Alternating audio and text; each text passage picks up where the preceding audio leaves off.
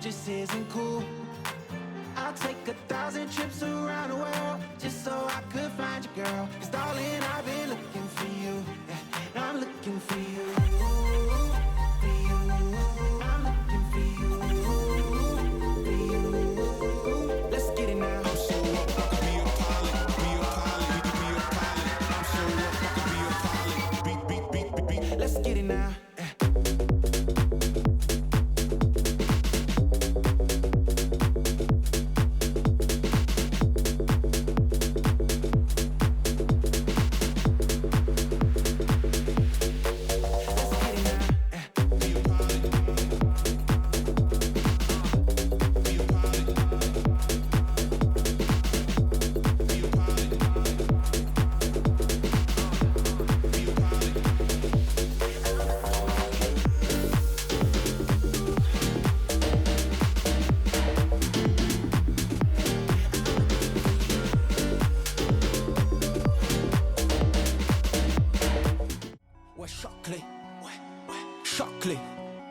Ouais, choque-les, ouais, voilà ce qu'ils me disent. Les entends parler et ils maîtrisent. J'arrête que pour rafler la mise. Petit pas sur la piste. Et le succès, je l'ai pisté. Disent que la place du premier. Je fais monter la côté. Sur moi, tu mises gros. Tu connais déjà l'équipe. Ça criera au complot. Je prends le double, on est quitté. Je fais la magie des chiffres. La somme, je la triple. La concurrence, la dribble. Et le stade est en délire. Ça fait choquer. J'arrive pour tous les choquer. Toute la foule, elle est choquée. J'espère que t'es accroché. Gauche, droite, esquive rageux. Coach m'a rajouté du temps de jeu. Dans l'action, ouais, je me sens en feu. Je suis on fire. Je fais la différence au compteur. Money time, ça shoot sur le buzzer. Je suis on fire. Choqué, j'arrive pour tous les choquer. Toute la foule, elle est choquée. J'espère que t'es accroché. Choqué, j'arrive pour tous les choquer. Toute la foule, elle est choquée. J'espère que t'es accroché.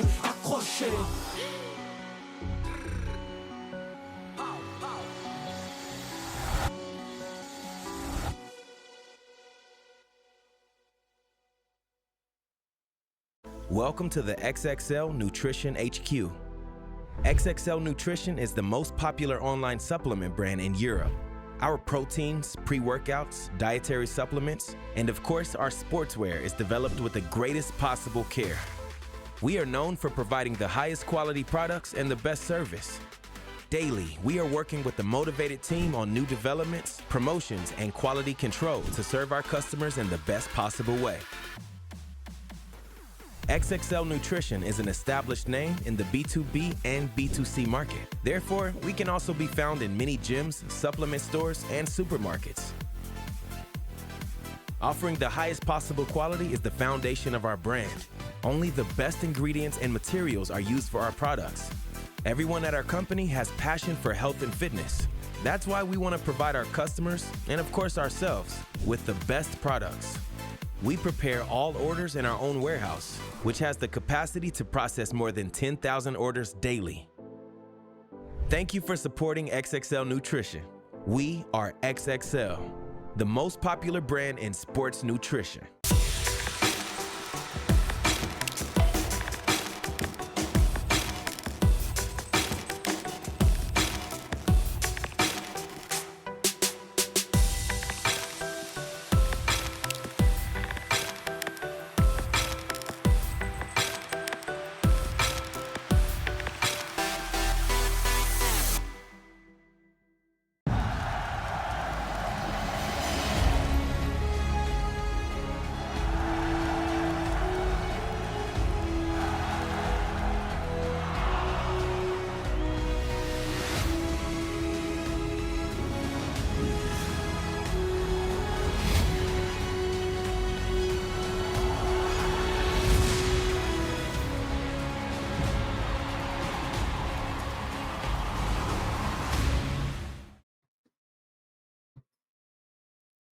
All right, there we go. Hello, everybody, and welcome to Voltage League. I am Reaperance, and today I am joined by a new co-caster. Haven't casted with you before.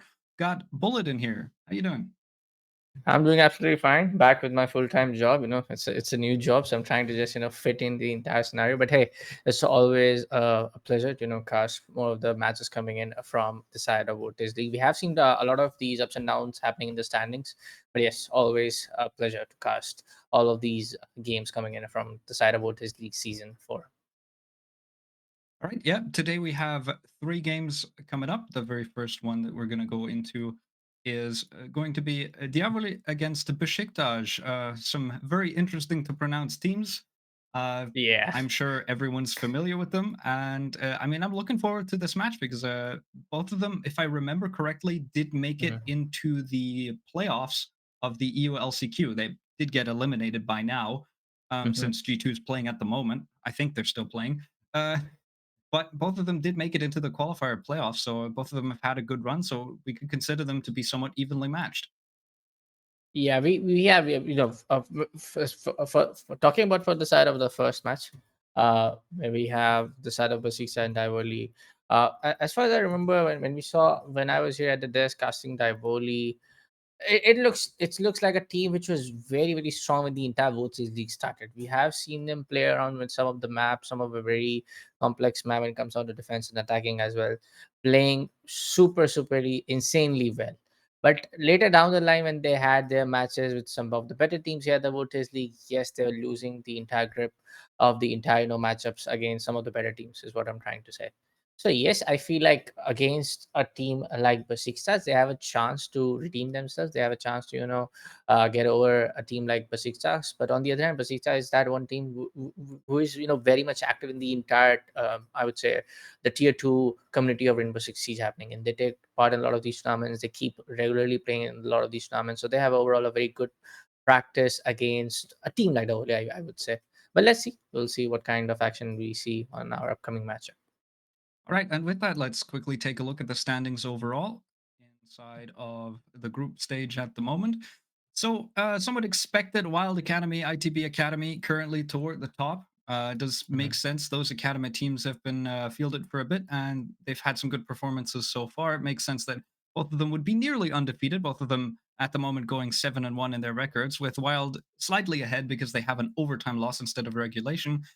And looking at the two teams that are coming up first, Diavoli currently middle of the pack, Besiktas currently at the bottom, but not by that much. I think this is a very close race here for the middle. There's a lot of teams that are sitting around the 10 to 14 point mark. And of course, got to consider Inferior, they're out.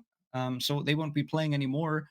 But uh, despite already having played 8 games, we got to consider that this is not single round robin. We are playing double round robin. So we've got 14 games for every single team that they're going to play. So this Yes. leaderboard by no means is fixed just yet. There is plenty of space to move up and down. Yeah, and today a lot of these ups and downs gonna happen because we have the first place team going against a team who's at the second place. Now again, ITB Academy have a chance to make it at the top number one, because this time around they will be battling against the number one team in terms of the entire standing. So we'll keep this discussion alive. We're just gonna quickly see what's gonna happen for the map bans, as our first match going to be between the side of Besiktas going against Davoli, like we discussed earlier. So it's going to be a very interesting map, I suppose, as we can see. I'm really sorry, I'm not able to see what Italy in my screen. Reappearance, can you take it away? Yeah, I can just about tell. We are going to Night Haven Labs. That is the most important thing that we need to know about this BO1. That's Yeah. very interesting. I do know that Besiktas are not afraid of playing this map whatsoever. They are very happy to try and go to this map. And Mhm. Diavoli, they are a Russian roster. And from everything that I remember back from the RML and everything that I know about VP, they're not fans of big new maps.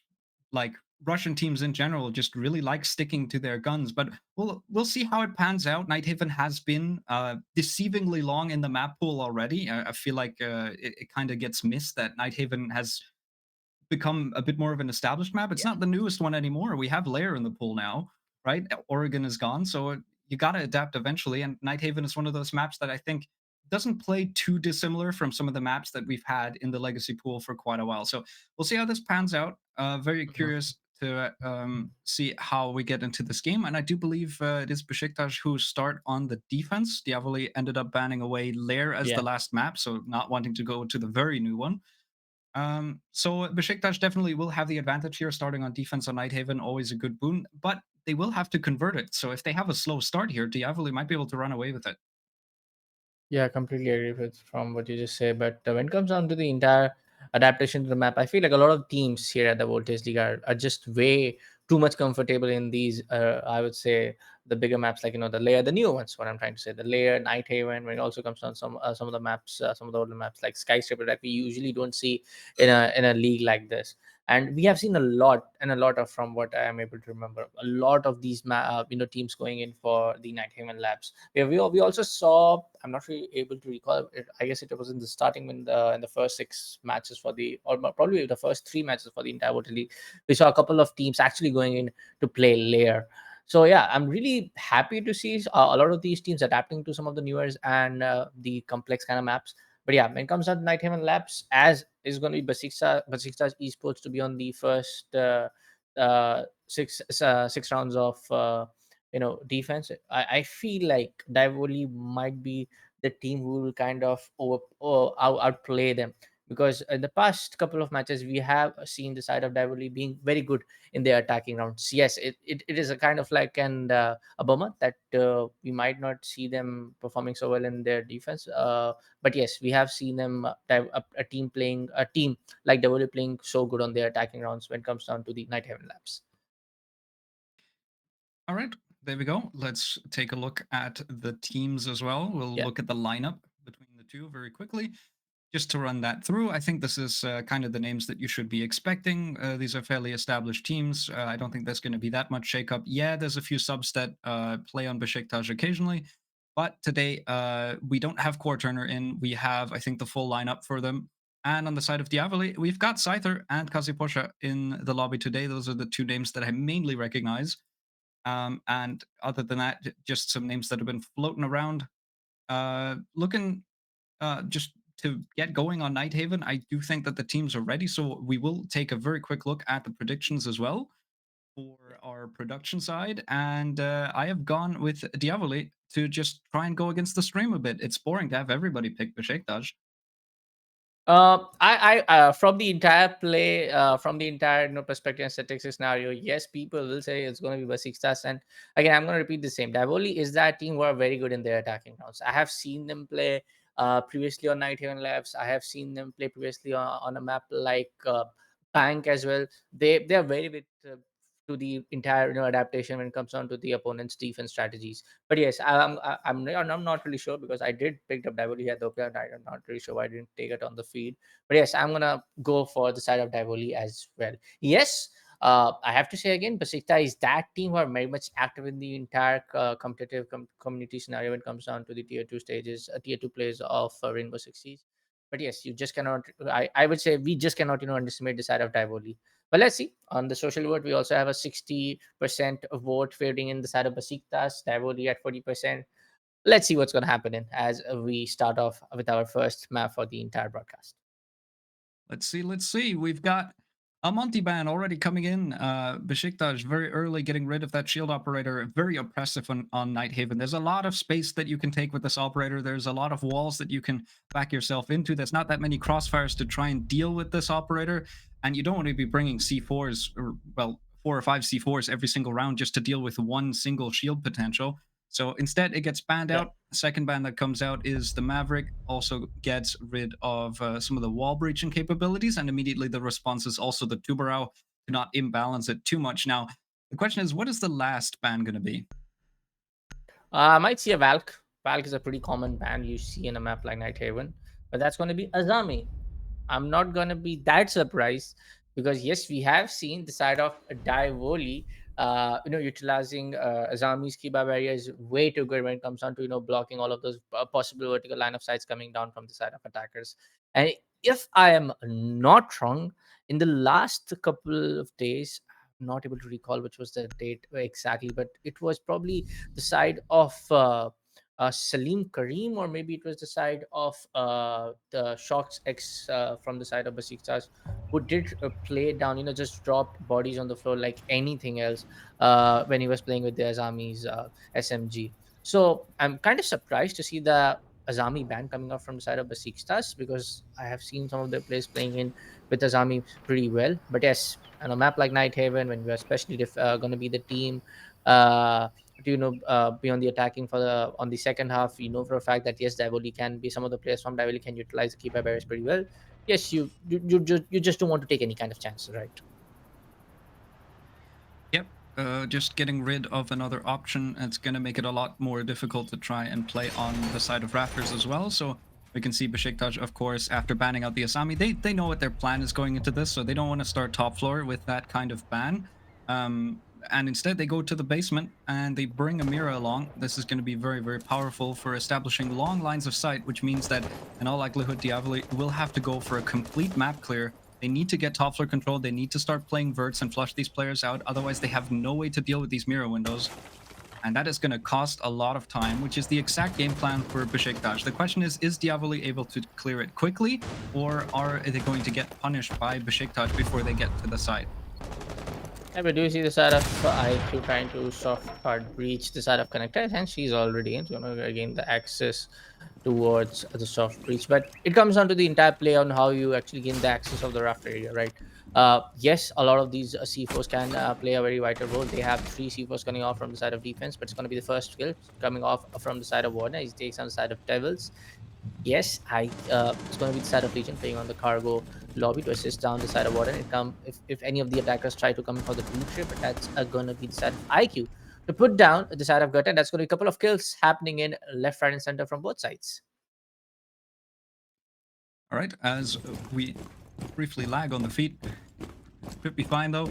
As we're now inside of a 3v3, it's only been about a minute, a little over a minute, and we've already lost quite a decent amount of players. As Theater did get himself taken out on top floor in a bit of a trade, as well as Gutter. They're trying to hold their positions, but ultimately they do get flushed out. This does give Diavoli top floor control. The question now just is, what do they do with it? Right now, I feel like probably taking the control of the entire nano hallway and try to gain the access to the side of vending stairs could be a smart strategy, because again they do have the black mirror coming off from the side of Mira. Probably that was placed on towards the wall of the tank room. I'm not really sure. We'll take a couple of look here and there when our observer gonna switch the feed.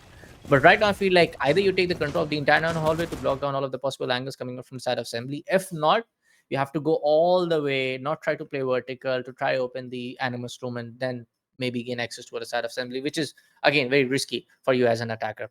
But yes, the diffuse are going to be planted, and we do see some of the C4s going out. No connections being made though, but it's actually a 1v3. I completely missed out. It's going to be a 1v3. We do see the side of Ace playing on the first floor. Yes, he can go for some of those vertical angles. We don't know exactly what's happening in, and that's going to be the diffuser getting carrier getting diffused. What? All right, a bit of a messy round. Just needed to try and sort out our live feed be given to us. We were going from slide to slide. I'm not sure if we're going to throw back to cams for a bit because of a quick tech break. But in the meantime, from what we did get to see, it was a very good roam clear from Diavoli. They managed to get into an execute situation. We weren't quite sure how they executed. I can only assume that they must have dropped Animus Hatch. They did get the plant down, so I think from that perspective, it's they've done a very good job of at least getting to the site and getting the plant down. They found the win condition. The problem is they weren't able to hold the post plant. They lose too many players. It's a good retake by Besiktas, so they take the first round, but not by much.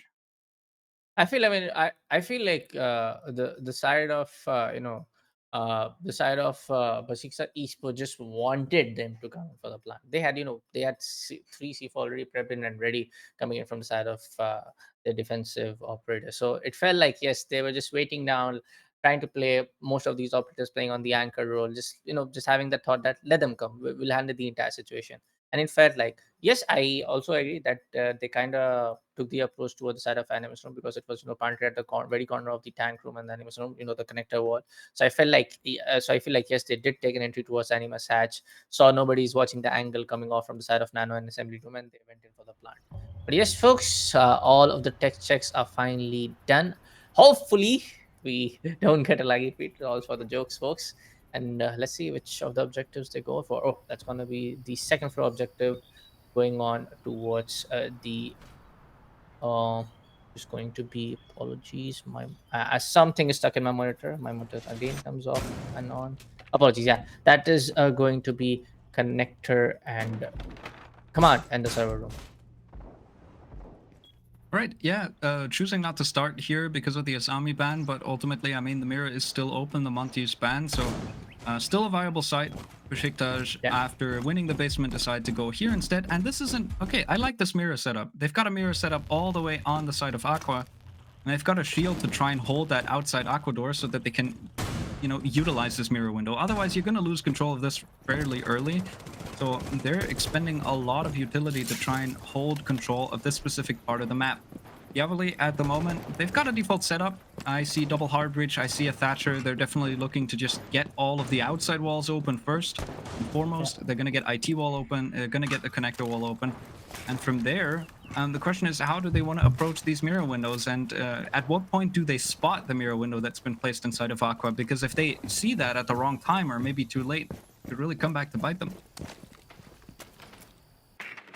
Yeah, that might be the case coming off for the side of Divoli. But Scyther already takes on the side of Gutter O, and we do see a little bit of strong and fast approach coming off from the side of Ash.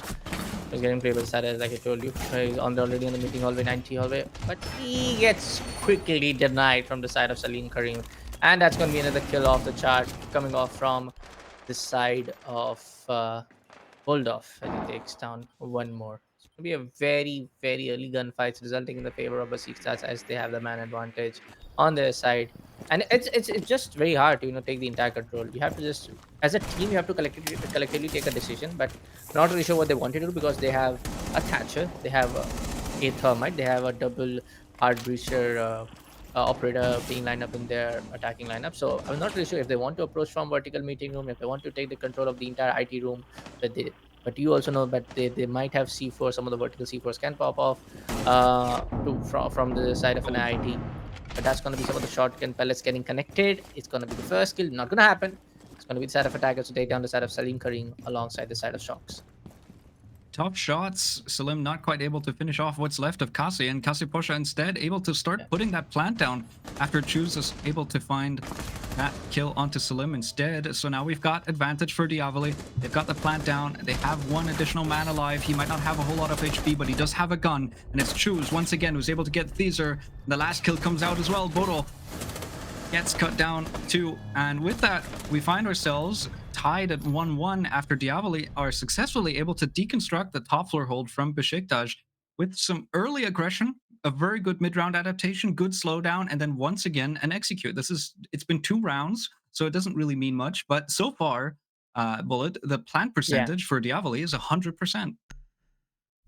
Yeah, that two things. That of course we only had 2 rounds, but again, I will stick to the point that I have said previously that Divoli's entire readaptation to all of those defensive strategies coming from the other team is pretty well. You will see them improving bit by bit, unless there's one. I would not say a very big weakness, but I will say one of the gaps that they have to fill is when the defensive teams get way too aggressive. If especially for the side of Salim Karim, for the side of Boldov, even you can take Teaser for example. I'm really sorry if I'm pronouncing that IGN incorrectly, but for the side of the guy playing as Warden, if they get in the mindset that I have seen previously Besiktas playing, and if they want to play aggressive, if they want to just go challenge all of these attackers for a very early gunfight, is that point where Divoli loses a lot of these gunfights. They're not very prepared for the very sheer aggression coming in from the opponent teams. So yes, if Besiktas change up the mindset that hey, we just don't want to play an anchor, we want to have the roamers roaming outside, go for those frags, try to take as early possible gunfights in your favor. Yes, it might be a very big bummer coming in for the side of Divoli, but it's again the entire adaptation coming off from the side of Dolly, how they can adapt to all of the scenarios coming off from the side of Besiktas.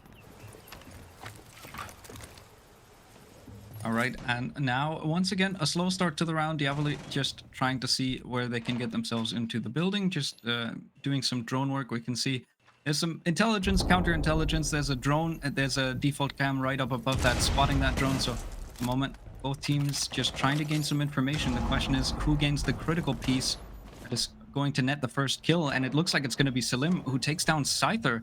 So Scyther, once again, involved in the opening engagements. He seems to be the point man for Diavoli right now, and his track record is okay, but this time around, he does lose out to Salim, who finds himself a second already. This man is on fire once again. I know from just watching Besiktas every now and then that they really start warming up the moment Salim starts firing, and then everybody gets in, and Bodov once again with a C4, able to find another. Bodov now from this mirror window with even one more. There is a trade that comes through, and Alsa is able to find another one as well, but he won't be able to find anything else as Bodov takes him down as well. That is the second round for Besiktas, who put themselves back into the lead off of a complete shutout round. No way in for Diavoli. Probably, I just called it. But when we see the side of Salim Karim just being that, being able to just spearhead the entire aggressive nature from the side of Besiktas, it's everybody's confidence getting fired up all cylinders. It's everybody's, that hey, if Salim Karim can do it, maybe we will just go off, pop off some C4s, and we'll get those kills one by one. And that is that. Probably that last round number 3 was what? Probably less than 50 seconds, probably around 40 seconds or what. And the entire team was completely eliminated in less than 45 seconds. But hey, I feel like up till round number 5, round number 6, we must see that happen unless we see the first attack and defensive role swap getting done. But yes, for the side of Divoli, again, I will stick to my words. I have seen the side of Divoli readapting to the entire scenario pretty fast, pretty quick. But again, if Besiktas are able to take down, are able to play very aggressively and take those gunfights in their own side, it's gonna be things falling apart for the side of Davoli very, very badly. But for now, as we approach round number 4, folks, we're gonna go towards the basement objective again, coming off from the side of Besiktas. Hopefully, we might not see a very quick and aggressive plant on the bomb side coming off from the side of Davoli. What I want to see is them taking their time out, trying to see if they can actually take some of these roamers out, because we do see Valkyrie playing on the warehouse second floor. If their approach is going to be going down to clear out the third floor, clear out the second floor by the entire time that they still have some of the the clock on the timer left to plant out the entire diffusion and take those post-plant scenario in their side, yes, entire execution can be done pretty well from the side of that. Right, Deezer gets spotted, falls back immediately. And that is top floor control gain for Diavoli. Fairly uncontested. All it took was one drone. Still 8 more drones to go, so Diavoli at the moment very, very efficient. That IQ in the hands of Scyther also doing big work, spotting all of those Valcams. Want to make sure not to die to any C4s. Besiktas is a very, very effective C4 team. They are very capable with those. Gotta be careful everywhere you step, everywhere you walk. There could be a C4 either flying your way or blowing you up from below. And now Bodov is able to find the opening pick onto Devils. Devils so far hasn't found the board, and now on the Dokkaebi goes down before he even gets his second phone call. So at the moment, no trade for the side of Diavoli. They just lose a player, they lose one of their roam clearers, and yeah, the roam clear is done for the most part, but they haven't cleared out cargo, they haven't cleared out forklift, and they've already spent more than half of the round doing that. Right, I'm quite surprised. They kind of needed the side of the logic bombs, the hacking ability, because the opponent team has a Valkyrie Black Eye camps. But a quick trade fire is going to be the side of Cruz to take down 2. But in the end, it's going to be the man advantage getting equalized for both sides. Resulting in 3v3. One C4 comes off. It's a little bit of damage going on towards the side of Ace, but that's going to be Salim Karim with that Mira. Takes down the side of Ace as well. Resulted in a 2v3 now, folks. 73 HP coming off for the side of Ram. We do see the entire what we call it, the BUG drone getting worked upon to open the possible line of vertical angles, trying to just readapt to the entire scenario. This might be a cheeky kill though. Almost spotting off the side of Mira, but Black Window, but not getting the result that he wanted to. Trying to take out those battery charges coming out from the side of Bandit, but right now you don't have any of your hard breaches left, so I don't know what they're trying to do. Though 50 seconds left on the clock, they don't have much time left. Might be a quick post-plant scenario which can come in. Mira takes out the side of Cruz, and that's going to result in a 1v3 now. IQ all left alone in a 1v3. Tries to take out one, but Cutter with the shotgun on the face. Gonna take one more run in the favor for the side of Besiktas. Right, I think this comes down to Diavoli struggling on the vert control. They take a lot of time, yes, clearing out the players up top. They lose a player early. They're then able to get a 2-for-1 trade to clear everyone out of the forklift and cargo area, which is a very decent trade despite losing all set. I think that's definitely worth it. Some shots, very crucial shots hit by Choose. The problem is after that, they start stalling on these vert angles. They're not established the right ones. They never pop the mirror window. And yeah, there was one potential for a gunfight, but there was no info to try and fight these players from down below. And so Besiktas just continue maintaining all of the side control. And from there, I mean, they were able to just stop any sort of execute. We saw it in the very first round from what we were able to see. I don't think Besiktas were contested on site enough for Diavoli to hold the post plan. They barely got into the site the last time around. And this time around, they were shut out on the Animus door. They didn't even get into the site. So no adaptation Yes. from either side coming out, and obviously that's going to favor the team who already won it the first time around, which means Besiktas now in a bit of a comfortable lead.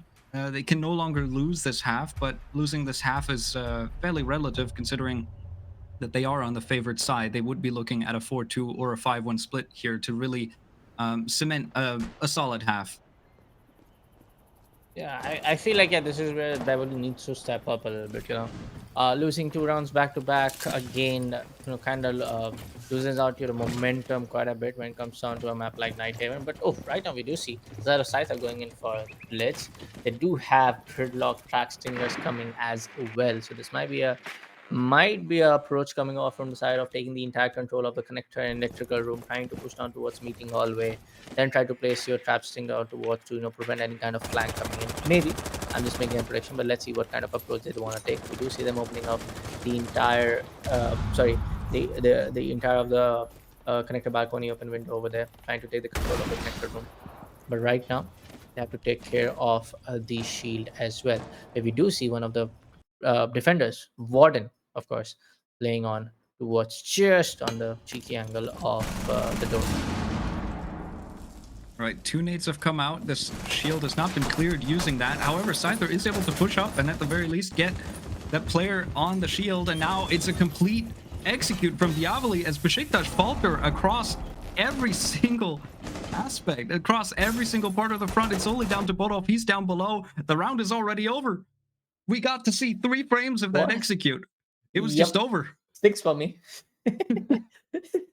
But hey, folks, if you're thinking why we can narrate the interaction, we've got some of the feed getting lagged, but hey, it's all fine.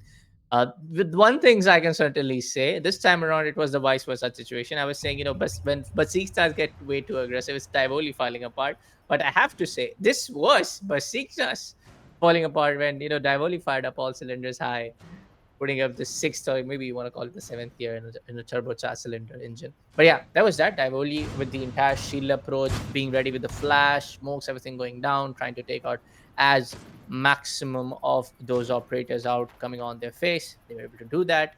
They got that round in their side. It's good to see that by any means necessary. Maybe we can call it an adaptation. Maybe we can call it an adaptation. I don't know. You correct me, your parents. But it was a round win coming off for the side of Tivoli. In the end, it was a round victory coming off for the side of Tivoli. But hey, folks, as we approach round number 6, this is going to be the last attacking round for the side of Tivoli and Besiktas, last defense round. Yes, it's going to be the side of Besiktas trying to cement down, you know, more of those defensive round, trying to win their side and trying to just cement down a concrete score line before the entire swap, attack and the defense swap is made. We do see the side of Fender getting picked. We do see the side of Mira and Legion as well.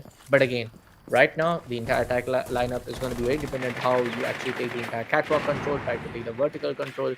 Because again, you have 3 C4s, 2 of the bulletproof cameras getting placed. I'm pretty sure 2 of the bulletproof cameras either are placed on the 90 hallway and one of the placed on the 2nd floor.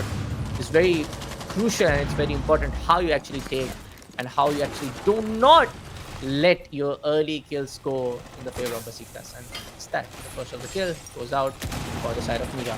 People comes in, trying to take one more down, and he gets it! Ooh! Damn. These C4s from Bodolf are scary. I make sure to stay a bit further away from that guy specifically, as Devil's finally able to find the board. There we go, he's able to take down Guttero. And that is at least something to try and salvage for Diavoli on this attack, but no, once again, these C4s, these are Shoxel. Both of them connect at the same time, with Bodov getting another C4 earlier in this round. That is 3, count them, 3 C4s inside of this one. And yes, Devils is able to find the board. He's able to find a second for himself as well, taking down Theezer, but he's got a 1v5 clutch ahead of him here if he wants to try and win this round. This has to be an ace. And yeah, you might have plenty of time, but there's only so much information that he can work with now. And Besiktas should be able to just play a refrag situation. Don't give away individual kills. And from there, we're looking at a 4-2 half, which means Besiktas are well set up to try and convert this on the attacking side now. Unless, no, never mind. Salim does get that last kill, does solidify this half the way it was meant to be.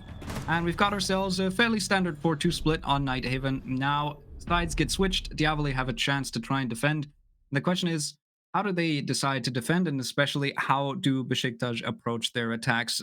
Besiktas, very good with those C4s. The question is Diavoli able to match that performance? Because I don't know. I feel like Besiktas are the ones that are more known for using the utility to a T. Yeah.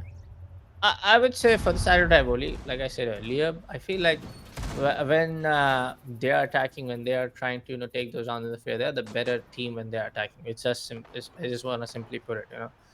But yes, for the side of Besiktas, it's gonna be a little tough, maybe here and there, trying to take the control of the entire scenario. But when we see Davoli playing on the basement objective, but for the entire second floor objective, I still remember. Now I get the flashback. I still remember Salim Karim getting that ace clutch. Probably it was the second week. Possibly Rowan can from the back end can correct me if I'm wrong. But yes, there were 2 clutches getting done from the side of Besiktas on this specific map. One from Salim Karim. I don't remember the exact name. Exactly which was the second player who took the ace clutch when he was trying to playing as an attacker. But yes, some of these players coming off from the side of Besiktas are just way too good when it comes down to potential 1v4 1v5 situation. They have that confidence, they have that gun power to just take down the entire team. So that is something that Divoli needs to care in for, even if they are not able to get those maximum number of rounds in their favor. But again, comes on the fact that it's already 4-2. If you are not able to waste on the time of attackers, not able to win those gunfights, it's going to be really hard when their entire scoreline is going to look like 5-2, and obviously coming down to 6-2 being Besiktas on match point. All right, interesting combination here. The Sophia from down below able to impact away at the Bandit. There's a lot of damage. Allset will have to fall back and also forfeit the wall. It does get breached by Selim, who's able to use one singular Selma. So very conservative on the side of utility. I've said it before, I will say it again. Besiktas are very good with utility management. They're very effective when it comes to that. So here comes the second Selma, just to make sure that they have a wide angle onto the IT breach. They will try and encroach onto rafters if they can get themselves in onto that part of the map. That'd be just great. The problem is they will have a mirror window to try and deal with. Mirror not banned means that both teams are going to bring it. Diavoli obviously going to use the same benefits that Besiktas had on their half. And so despite a few players taking quite a decent bit of damage, choose directly, I believe, and Allset from that Sophia from below earlier on, it is still everyone alive. So slow going for Besiktas. No opportunities yet to try and punish anyone. But Gutaro is looking for an opportunity to maybe change that as he sneaks himself down below. If he finds the right timing here, he could punish someone. Let's say 59 seconds left on the clock. They're still trying to gather and decide where they want to go in for the side execution, where Salim is going to step up. Gutter on the 90 hallway takes down one, as we do see the entire team falling like a deck of cards. A flawless round coming off from the side of Besiktas. I was kind of underestimating them, that we might not see Besiktas esports being on the same caliber as they were on their defensive round. But that's complete straight up shut up coming onto my mouth. That's Besiktas esports for you. 5-2 scoreline. Again, it is the spearheaded effort coming off from the side of Salim Karim. We do see the first, every now and then it's the first frag coming off from the side of Salim Karim. And I feel like I could be completely wrong, I feel like the entire team is getting, IGL, or maybe you want to see the entire team's captain is getting from the side of Salim Karim, being that, one guy to decide of how they want to put in the side execution. Whenever I see the first frag or maybe the first utility play coming out from this guy, the entire team pops off like anything. It's a very, very mechanically capable team. And on top of that, Yeah. they are very, very just efficient with their utility usage, which makes them a frustrating and especially a very scary team to try and go up against. Because if they're feeling it, it's going to be difficult to try and win a gunfight. And even if you do, you have two of your teammates just blown sky high by a C4 elsewhere. So no matter what you do, it's difficult to try and find an advantage over onto the side of Besiktas.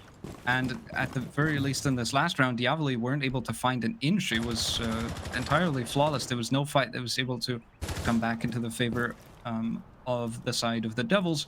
So going into this round, they're definitely looking to try and fix up some things, make sure that this doesn't slip by them as much as the previous round did. Just make sure that they don't lose control of Aqua the way they did. Make sure that they don't get completely outmaneuvered and shut down. So, that's the concerning thing with Besiktas. They explode out of nowhere. They go very slow, and they're able to pick up the pace immediately. Diavoli have shown some signs of that on their attacking side as well. But so far on the defense, I am not really seeing an adaptation to try and deal with that playstyle, as Gotaro is able to find the first. Scyther goes down and a knife onto Devils. I can only assume that that was an injured player. A wide swing comes through from Kasi, and he gets punished as well. Theezer kills him too. And immediately, it's barely a minute into the round, and the round is almost over. All set now with the first pick for Diavoli. It won't be another flawless, but Theezer finds not just one, but the remaining two. And Besiktas, just like that, put themselves onto match point. Okay. That was that. I didn't even get a chance to say a word. I mean, that's that. Divoli are just not able to. I mean, I don't know how to put it, man, but they're just they're just looking like a team struggling to even remain alive. I have to say, no disrespect to the side of the, but it's looking like a team getting outgunned, getting outmatched from the side of Besiktas. And this is, I have to say, this is not the Divoli that I have seen previously.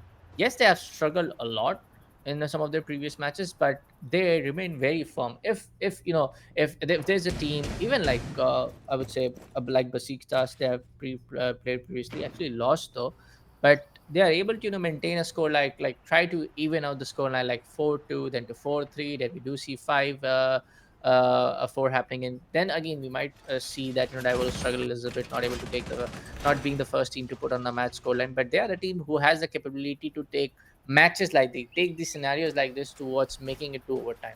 But right now, by looks of how Besiktas are just able to outgun and outmatch, I don't see this getting to an overtime. At the moment, just the side of Diavoli too quiet, but that could just be that they're being overshadowed by a very, very active and very, very loud Besiktas. I feel like lately, most of the games that I've seen from Besiktas have kind of been like this, just complete steamrolls against teams where I feel like it could be closer games. I feel like these players are mechanically capable. They can take a gunfight to Besiktas. These gunfights are still 50-50s, but when they're feeling themselves, like Gotaro is against Devils here from that swing, what do you even do about this? These are desperate swings from the side of Diavoli, and they're not netting anything, and they can't even get any of the refrags either because Besiktas isolate these instances. And now they have an advantage to try and push with the splits into the top floor to get complete control of that. This is going to force Scyther back. He's going to try and contest this blitz just a tiny little bit. But as he's falling back, one of his teammates closer to the side, Shoes, has already taken some more damage as well. He tries to rotate down. There's a player outside on the window. He has to be careful. He doesn't get caught off guard by Salim. Here comes the cross. Salim doesn't connect any shots. Scyther is able to cross at the very least. But once again, it's only been like roughly a minute, Bullet. And there's so much map control for Besiktas and already so much health lost for Diavoli. No, that's the part. Besiktas are able to, I would say, utilize their utility, utilize their entire time management on the top pretty well. They have specifically the entire seconds that they have left. That hey, at this point we want to get inside the map. Hey, at this point we at least want to take a guy out and take the first or maybe the top 4 control. Right now we do see the yellow ping coming off from the side of Ram. which is going to be getting played from the side of Gatro. He knows for a fact that somebody's going to be there. Pops out a random wall bang, but oh, he gets denied though. A triple K back to back coming out from the side of Divoli. Now getting in a 2v2 score line. Maybe this might be a little bit of 1v2 clutch that we might see from the side of All Set, but not really. I don't know what to say at this point of time, folks. C4 has been already utilized. I'm not too sure if that C4 resulted in a kill or not. But yes, now in a 1v2 scenario where we do have one of the logic, not the logic mouse, we do have some two of those aqua thermal charges left. Yes, some of these vertical angles can get open. Yes, maybe we might see one of the players taking a drop going in for the plant as he doesn't have the C4 left. It's going to be really hard to take those first shots out. But ooh, it's going to be the first kill of the charge. Second player takes the drop down towards the hatch as well, as it's going to be the secondary SMG being so fast compared to what MP7 is. Hard for the side of Bandit to take the guy out. All right, some more flashbangs coming in. Selim trying to secure this fight, but he flashes himself a little bit, goes for that swing. He's down to half HP. This is very winnable for Allset. All he needs to do is connect a few more bullets. He connects another, but no, Selim finds the headshot. Besiktas able to deny the clutch attempt from Allset. The mid round looked so good. It flipped on a dime. Diavoli were suddenly back in this. But Allset, it wasn't quite enough. He was able to isolate one fight, but he can't take it to Selim, who was just able to outgun him with the SMG-12. That high fire rate finds the headshot just in time to win them that round, and Besiktas win a very comfortable 7-2 here on Nighthaven. How was that, man? Just 2 rounds coming off from the side of Divoli. I mean, this is the same team. If I'm not wrong, I was casting that game when they, went on against the side of Besiktas. It was their first play day. And I'm really sorry if I am getting the information wrong, but it was the side of Divoli winning against a team like Besiktas. So I don't know what just happened, but that just happened though. Just 2 rounds coming off from the side of Divoli, something really surprising. As we take a look at the entire highlights on our screen right now, folks, we can see on the entire situation is Besiktas right now a huge major improvement coming off from what last month when they played against the side of Divoli. We do see the side of Besiktas being so confident in their gunfights, being so well with the entire 50 play, being just so well on the entire map control. When they want to take the entire map control, when they want to just play on and push the side of defense, try to oscillate all of the defense, try to take them down as soon as possible, they're able to do it. And which is the cumulative play, the entire team coordination being so pretty well done. And that is that one cue where I would credit the side of Salim Karim, also credit the entire raw mechanical skills coming out from all of the players.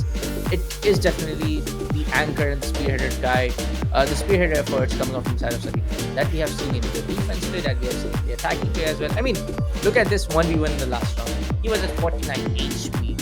I was hoping, I was actually rooting in for the side of Devil that maybe we can get, we see this map getting pushed to 6-3, maybe 6-4. That was Salim Karim for you in the end. It was a sign of life for the side of Diavoli. The problem is it was too little too late.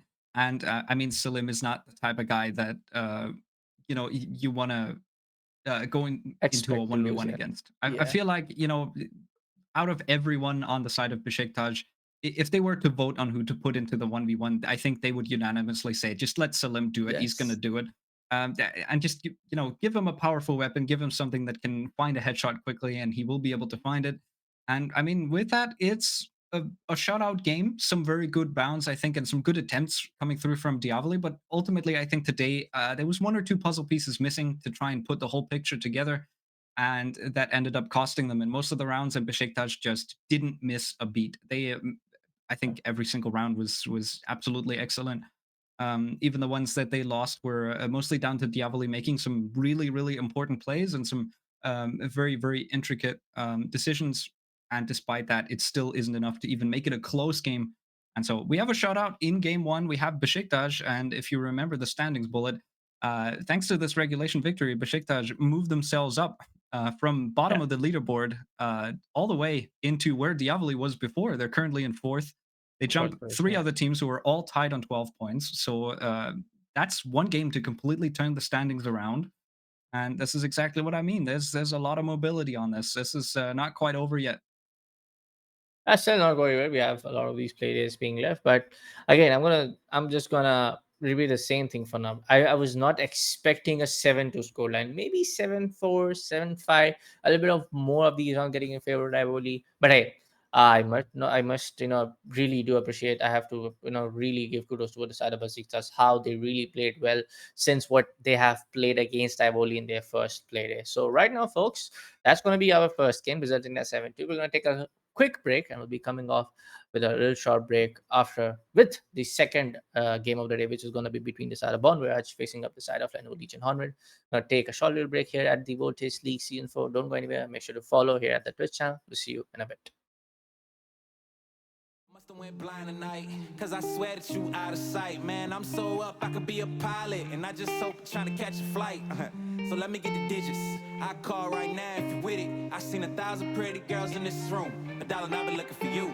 I've been searching, it's so hard to find a girl who's one of a kind. 'Cause being alone just isn't cool.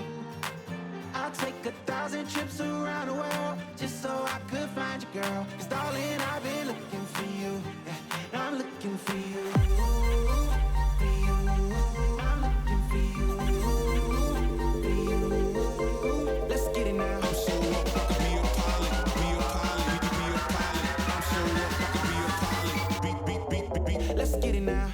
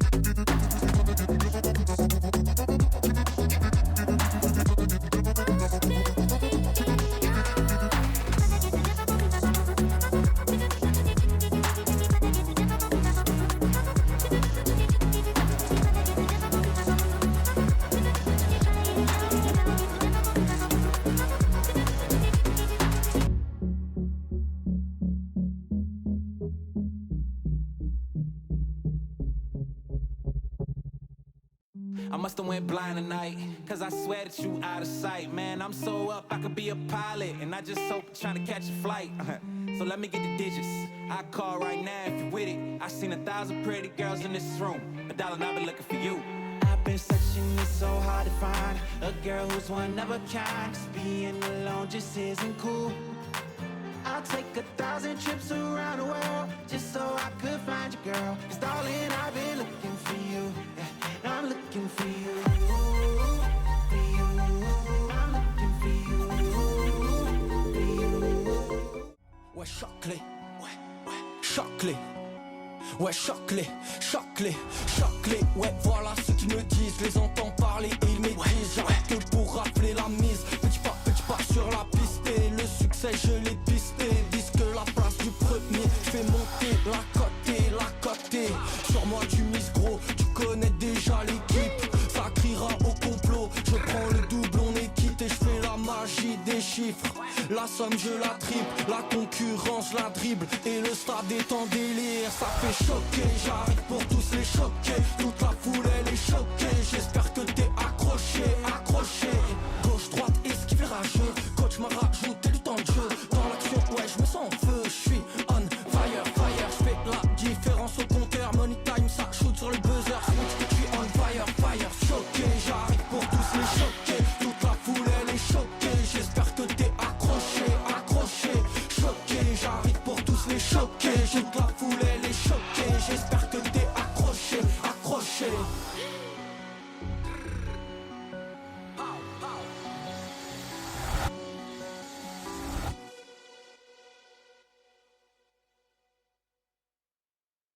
Welcome to the XXL Nutrition HQ.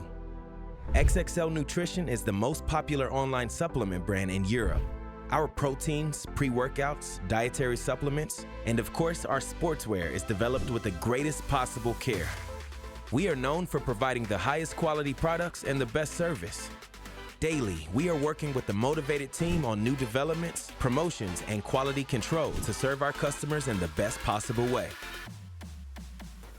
XXL Nutrition is an established name in the B2B and B2C market. Therefore, we can also be found in many gyms, supplement stores, and supermarkets. Offering the highest possible quality is the foundation of our brand.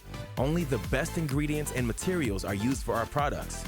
Everyone at our company has passion for health and fitness. That's why we want to provide our customers, and of course ourselves, with the best products. We prepare all orders in our own warehouse, which has the capacity to process more than 10,000 orders daily. Thank you for supporting XXL Nutrition. We are XXL, the most popular brand in sports nutrition.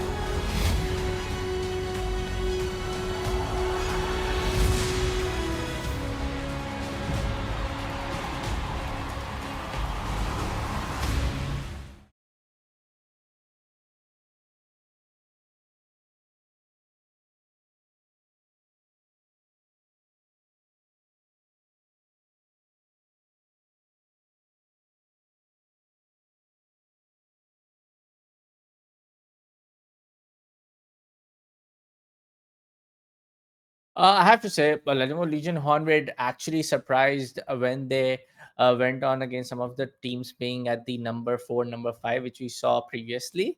But yes, we for the side of Bon Voyage, when it comes down to the overall play, yes, we have to say for a fact that Bon Voyage is the better half when compared to Lenovo Legion Horned. But right now, it might be the team that it can be anyone's game right now. I must say for the side of Bon Voyage going up against the side of Lenovo Legion Horned.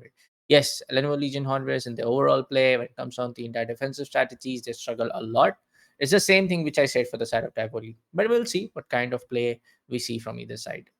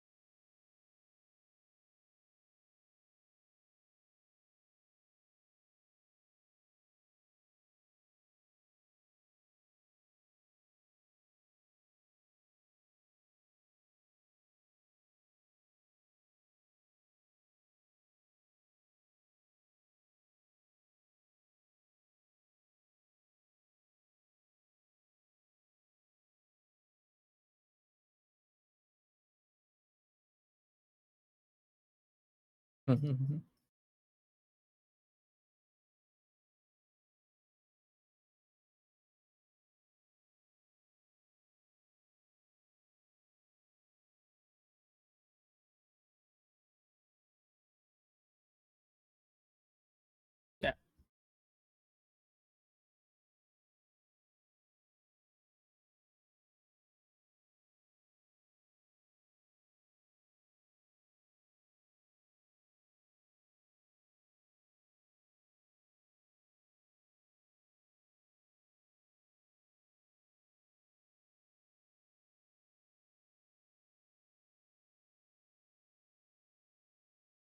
No say.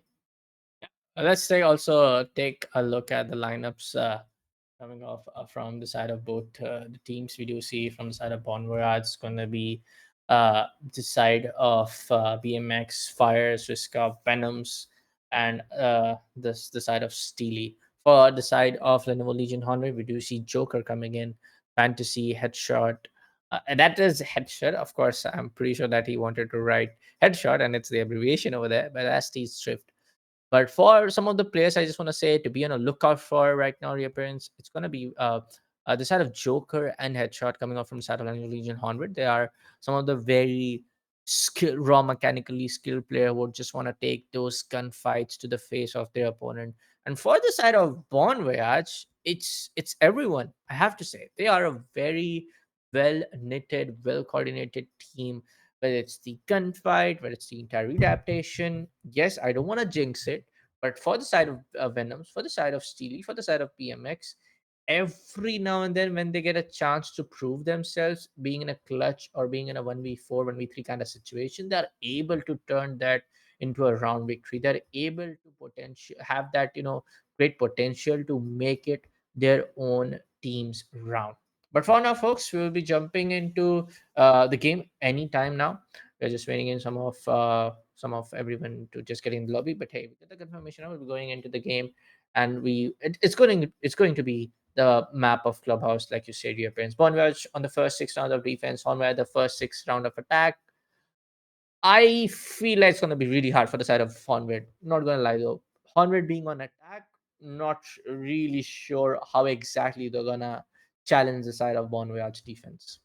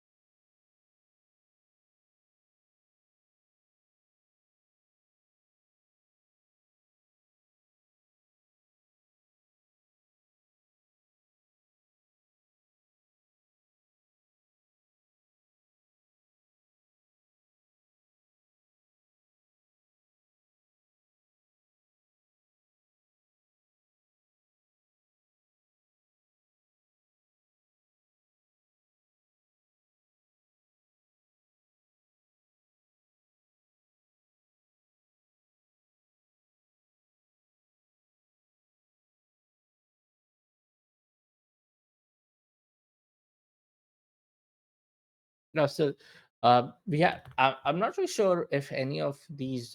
Correct me if I'm wrong. But any of these mid-season patch came or something, which kind of buffed in the side of Tubera. But we used to see. I used to see. This even the side of Honved. If I'm able to recall it correctly. In their last match against the side of, it was the side of NXT, or maybe it was a Besiktas last month.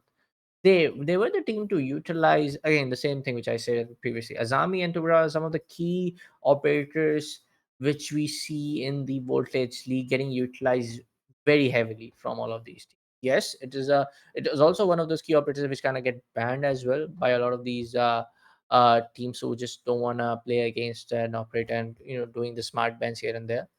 But yes, I'm kind of surprised to see the Tubarão ban coming up from the side of Bondwedge. But anyways, right now, folks, we're gonna start off our first round's action phrase as I say. But like you said, man, uh, the current shield rework getting done, the entire shield rework getting done, in with the last season's patch, or maybe it was this season. I'm not able to recall it though. But yeah, the entire shield rework getting done on how now shields operate is something very kind of buffed up for an operator like Monty, and it's hard to see every time now that's going to be the first attack to get banned is going to be the side of Monty, especially when a team like Bonwea just don't want to deal with an operator like Monty in at the first place.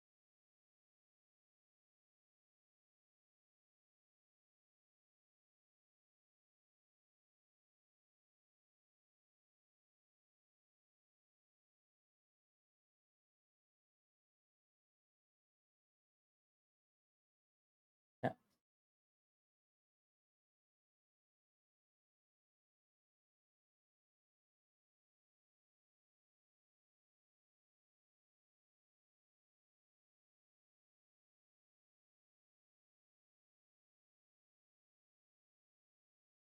Me that Bon Voyage are expecting to lose the side here, and they are, as Fantasy's able to follow in Oh, Joker. There we go with that blitz. So much power, so much control that he can take. And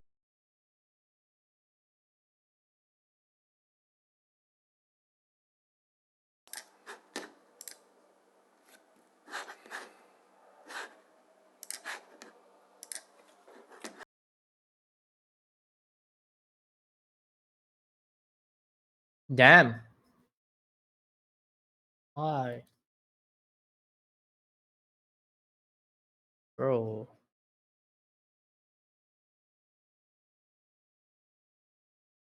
That was some star right there.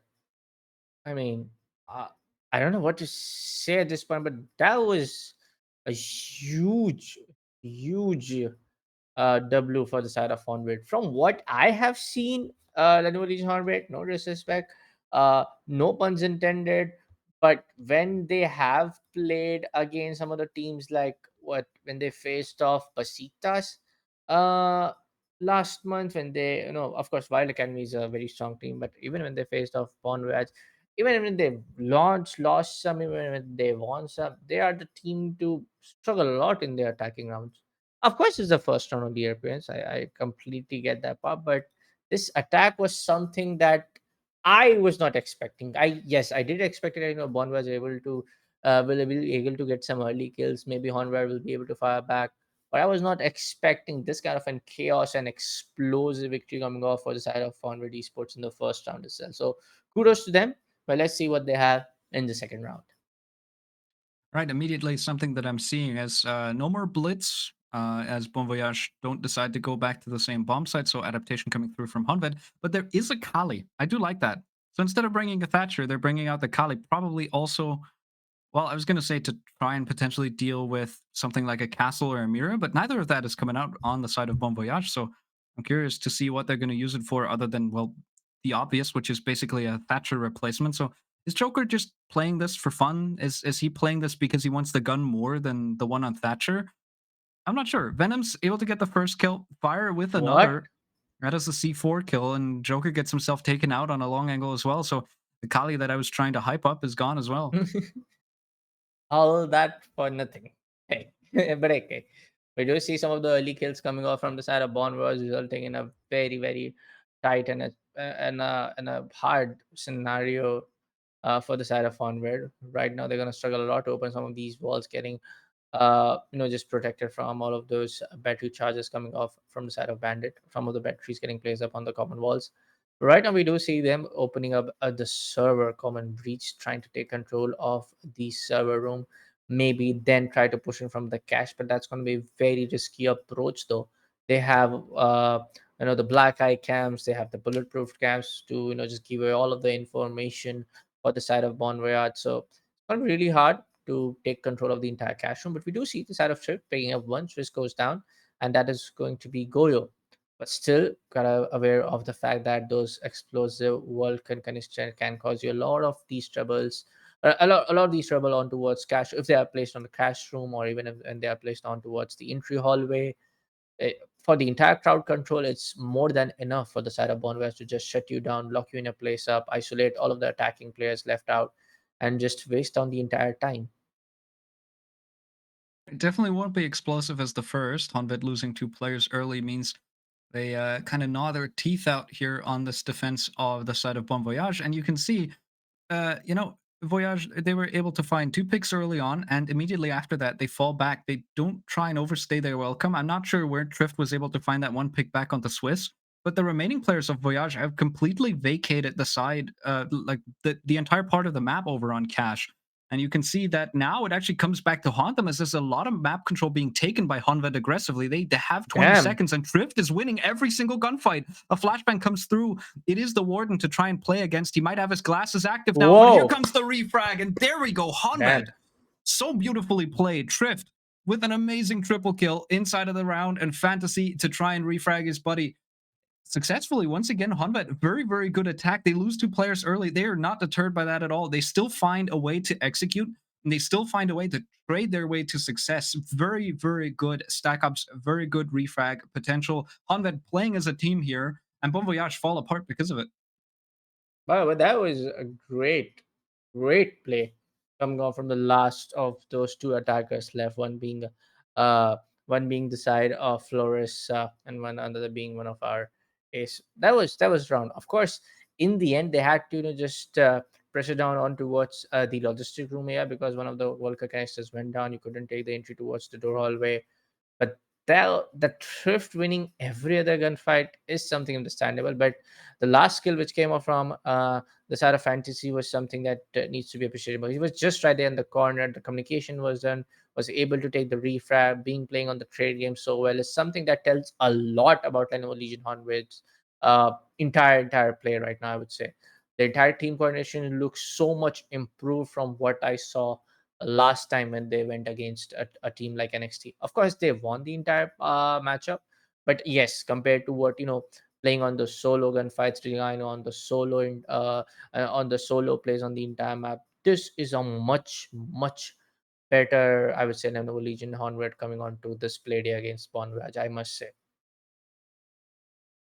All right, no blitz this time around. I'm seeing a potential for some can openers. Yes, so there is 4 in the pocket of Honved.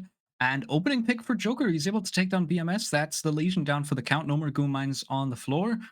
That's a very good early pick to get. And once again, no refrag means that Honved are able to keep this advantage, able to hold on to it. So we've got another turnaround. And so Hanvet should be able to get top floor control fairly easy. The problem is Fire is contesting them. Atiz catches Venoms completely unaware. That is a very important trade to try and get on a different part of the map. So Hanvet still maintain that advantage. They've got their player over here, Atiz. He's got control of strip side. He's now droning. He has to force Swiss back here. Problem is Swiss is going to stay. How does this gunfight go? At the moment, it doesn't go either way because Atiz doesn't overstep. And Fantasy elsewhere is able to find Fire. That should be the last Rome presence dealt with, which leaves only Swiss and Steely, who are both together inside of Bar. I think basement's entirely okay. There we go. Swiss is at the bottom of main, but there's nobody directly inside of the site. Bon Voyage are getting out aggressive. They're flexing out, trying to see if they can get some picks, and they do so successfully. They completely abandon the site for just a tiny little bit, Oh, but it damn. does net them a lot of kills, which now leaves Fantasy, who's on a tear. Inside of 3 rounds, he finds himself at 6-0. He has a 2 KPR, and if he wants to convert this, he has to go 7-0. He has to find Steely. He's got a minute to do it. And Steely, very crucial in fighting this round back for Bon Voyage. It looked all but lost with no side control, but Good one. Steely almost finds it back. Instead, it's Fantasy to just tap him out of the game. Just a very beautiful little headshot inside of that player on lounge standing next to the freezer. Nothing to be had about that. And Hunvid just continue racking up rounds here on this attack. This is unprecedented. Don't know how to say it, but I must say it. Hornward are just being better, man. I have to say it. I don't know how much I have criticized, I must say, in some of the last places that they are just playing. It's just like they're getting outplayed every now and then. But their last match against NXT, of course, they won that match up against NXT. That is one thing to get to be taken care of. But they were looking very shaky, very dicey in all of those rounds. But right now, being so on point with the trade game, being so on point with the trade coordination, being so on point on how they want to just approach some of those gunfights and just winning it, I must say, this is the Lenovo Legion Orbit that everybody was waiting in for.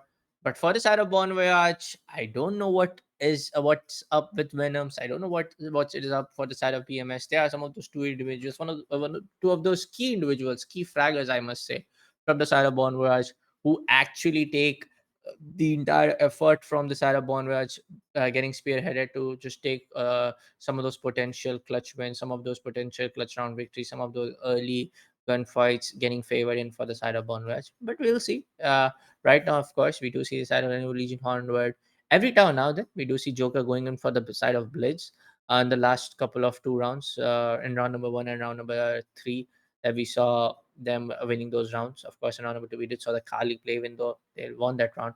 But right now, we do see the Thatcher Thermite sandwich combo getting into play, trying to open up the balcony wallway. We do see a rush coming in. Yes, it's going to be a fast approach from the side of Blitz as he takes out one. No, that's going to be fire to take out the side of ST. He's now trying to get one more, though. BMX is able to take down the side of Headshots. A couple of kills here Ooh. and there, and this is falling apart. And now the same strategy, the same approach will not work out for you every time now and then, every now and then. This time around, it's going to be the first round victory in the defense for the side of Bon Voyage. Right. Flying a bit too close to the sun there. Honvet continuing to try and build some more momentum off of the rounds that they've won so far. Does leave an opening for Bon Voyage to take this back. A beautiful counter on the execute. Very unfortunate to be going with the blitz up against the warden because, I mean, you can try to flash him, but he did have his goggles active, so there's not really much that that's Yeah. going to do for you. Uh, Very good counter execute, very good positioning from Bon Voyage. They read the play correctly. They're able to completely collapse onto this attack. There's no execute that comes through. There's no kills. There's no plant attempt. The side of Honvet just gets shut out prematurely. And so we have a very quick map to try and, or round rather, let's not get ahead of ourselves. Very quick round to put All Bon right. Voyage back into this map. That's probably where my brain was going. Uh, and with that, we have a chance for Bon Voyage to maybe rally, to maybe get a few on the board before they move on to the attacking half. And the question is, how do Honvet take this? I mean, they can just write this off, right? I feel like they can just say, all right, we tried it, it didn't work. Let's go for the next round. Doesn't really matter. But Yeah. ultimately, it can be a bit of a mental thing, thinking, maybe now Bon Voyage have warmed up. Maybe now they've found their way in. You got to keep up that confidence now. And most important thing is that you don't start second guessing your plays because so far they've been working for Honvid a majority of the time. It's just that the counter from Bon Voyage this time was uh, put in place. Yeah. No, if you ask me, I feel like they were trying to just go with that, fast paced approach every now and then. And this time around, Bonware was more than ready. Every now and then, you were able to take down Warden in that early gunfight. This time around, it didn't work out for you. So, yes, the glance ability kind of worked out in the end for the side of Bonware pretty well, though. Because that's one thing, Blitz kind of, whiffed a little, I have to say. The first few shots didn't came off in the first gunfight in the round number four. But hey, anyways, now, folks, we will see the round number five getting approached. We already a few of the seconds getting out now. We do see the main breach wall getting opened. One of the gunfights happening in between the side of Maverick and the side of Legion, though, but it will be the side of Swissga to be taken down from the side of Asti. That is going to be none other than the side of Buck, able to take the first early gunfight in his for the team, favoring the side of Legion Hornbread. But for now, I feel like in terms of the entire utility play. For the side of Bonvoyage, they're more than capable to take this on their side. They have the Toxic Babes coming in. They have the magnet system coming off from the side of Awamai to block all the possible projectiles, the smokes, the flashes coming off from the main beach. But we do see the side of Buck getting way too early towards the construction area, towards the logistic and construction room. Now able to make the rotation towards the side of logistic office with the skeleton key will rotate as fast as possible. 1 minute left on the clock. We do see the majority of the players from Saturday Eugene Hornway trying to open up the cash room, trying to gain an access towards the bomb A site, towards the cash room. Yeah, but still not sure if they want to approach from window in the last second, or maybe they just want to go in for a plant. Looks like they're setting up for a plant on the just briefly open construction wall. There's some smokes coming in, making sure that one doesn't fall through the floor, placed correctly. So those smokes, no, actually, it did fall through the floor. That does cut BMS off, though. He's not able to try and find that angle. He tries to put some shots into the ceiling up above him, but the plant does go down. So Bon Voyage now have to try and retake this. But Honved aggress. They're not able to find the kill onto the player on red. Instead, it's a trade. It's a pickup that comes Oh no! through. But now they're getting Ah, completely slaughtered. And it is good one. Honved to completely shut the defenders out of their own bomb site, trying to retake from red stairs. And once again, I said Honved can write this round off, the one that they lost, and they certainly did. They were not deterred by that whatsoever. They were still Yeah, confident in their plays. They're still able to put some executes together, and I'm really liking these post plans. I love it when an attacking team is able to put together a proper vision for an execute and able to do it successfully, because that's really a sign of a good team. definitely, definitely. I'm kind of feeling sorry for the side of Bon Voyage. Yes, the first League fight didn't really happen in the way where Valkyrie wanted it to be. This is for the side of Swiska, and it's actually happening in way too often. We do see Venoms to be the first guy taken out. We do see the side of BMS being the first guy to be taken out, and in my opinion, they are some of the key fraggers of the entire key component for the entire team's component. But for the side of Lenovo Legion Hornweight, yes, I was doubting their entire play. That I'm not really sure that if they want to go in for a window plant, or maybe they just want to open up the cache connected wall breach to gain the access. And in the end, we did saw them going in for the plant. But Bon Voyage, they had three C4s, which they used two of the C4s pretty early. Not really quite sure why you want to use two C4s very early in the round to take potential early frags in your side. I feel like some of those utility management is not happening pretty well for the side of Bon Voyage, because you had three C4s in the previous round. Could be a bit of an over adaptation of operators. It looks like Bon Voyage are shifting around their operators. It could be that they don't have I assume that they don't have like fixed strats. They're basically just calling what Yeah, operators they want to go with round by round and what like basic hold they want to do. I feel like that ends up with some miscommunications on especially secondary gadgets, and this is working a lot better for Honved, who are bringing plenty of util to try and deal with anything that their heart desires to take. And once again, you can see Joker, he's on this blitz this time around. No Warden to try and stand in his way. Flashbangs come through. BMS is contested. He wants to try and help with Kitchen, but he is being held from this hatch. So at the moment, everything is in place for Honved. They know all the steps they need to take to deny Bon Voyage the map control that they so desperately want. And Atiz is able to find Swiss again. Swiss dead early, the second round in a row. And Joker, once again, damn, he gets a pistol kill. he could They're inside of the site once again. Now BMS finally gets the opportunity to try and use this kitchen hatch against them, but it's too late. The plant's already going down. Headset is planting. We've got two players inside of kitchen to try and hold this post plant. They're still trying to find a way to deal with BMS, but ultimately they've got a good enough man advantage. All they have to do now is hold this kit. plant's already down. You have the post plant, secured angles already waiting up for you, and that's that. It's gonna be the side of BMS remaining in a 1v5 scenario in the last 25 seconds. I don't want to doubt the potentials, entire clutch rate for this guy, but it's undoable right now, folks. In the last 15 seconds, you just can't. You need at least at least 7 seconds to make the counter diffuse happen, and of course, in the entire last 16, you just can't be the, uh, I would say, the Bulow guy that you want to see. And I don't know how to put it, but you just can't. And that's that. Round number 6 going to the favor of Lenovo Legion Houndward. And boy, oh boy, I don't know how to appreciate it. I'm kind of falling short in words. And yes, folks, I'm being very rusty in today's casting, but I have to say, Lenovo Legion 100, this is the Lenovo Legion Hornbill which we wanted to see. Playing in 8 matches and only winning four in the past couple of play days. Now it is time for Lenovo Legion Hornbill to maybe win the majority of those matches left alongside till our play day 14. Against a team like Divoli, against a team like Wild Academy, I feel like they are just being ready and just being so well thought, well practiced, well communicated, well revamped. I would say, yeah, that is the word. Well revamped for the entirety of the matches being left. But for the side of Bond Wedge, is completely the vice versa scenario. This is the team to be at the number 3 spot. This is the team who has defeated the likes of team like Wild Academy in the past, who are at the number 1 spot. So I am kind of surprised to see Bonwedge in a state like this.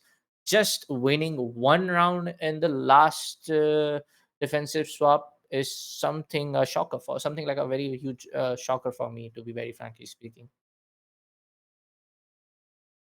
Well, they're saying Bon Voyage, but I'm not sure where they're going. And I'm not sure they know where they're going either. Because at the moment, we've got LLH just completely running over them. It is incredible. Oh, they've got some speed lines on fire as well. I love that. Some very fast. This is the promised 4-speed Ash. We've got fire inside of the Yes. building fairly early on. Some drone work coming through as well. That's where those little boosting, that little boosting overlay was coming from. But that gives a decent bit of map control early on. The problem is, once again, it's punished. Joker with the boss G able to take down fire. And so he gets himself into the map quickly, but he gets himself into a coffin just as quickly as that is once again the opening pick for Honvet. They've been very good on getting these, and they go untraded on the side of Bon Voyage. And this is a big difference between the two teams at the moment. I feel like Bon Voyage are playing individually.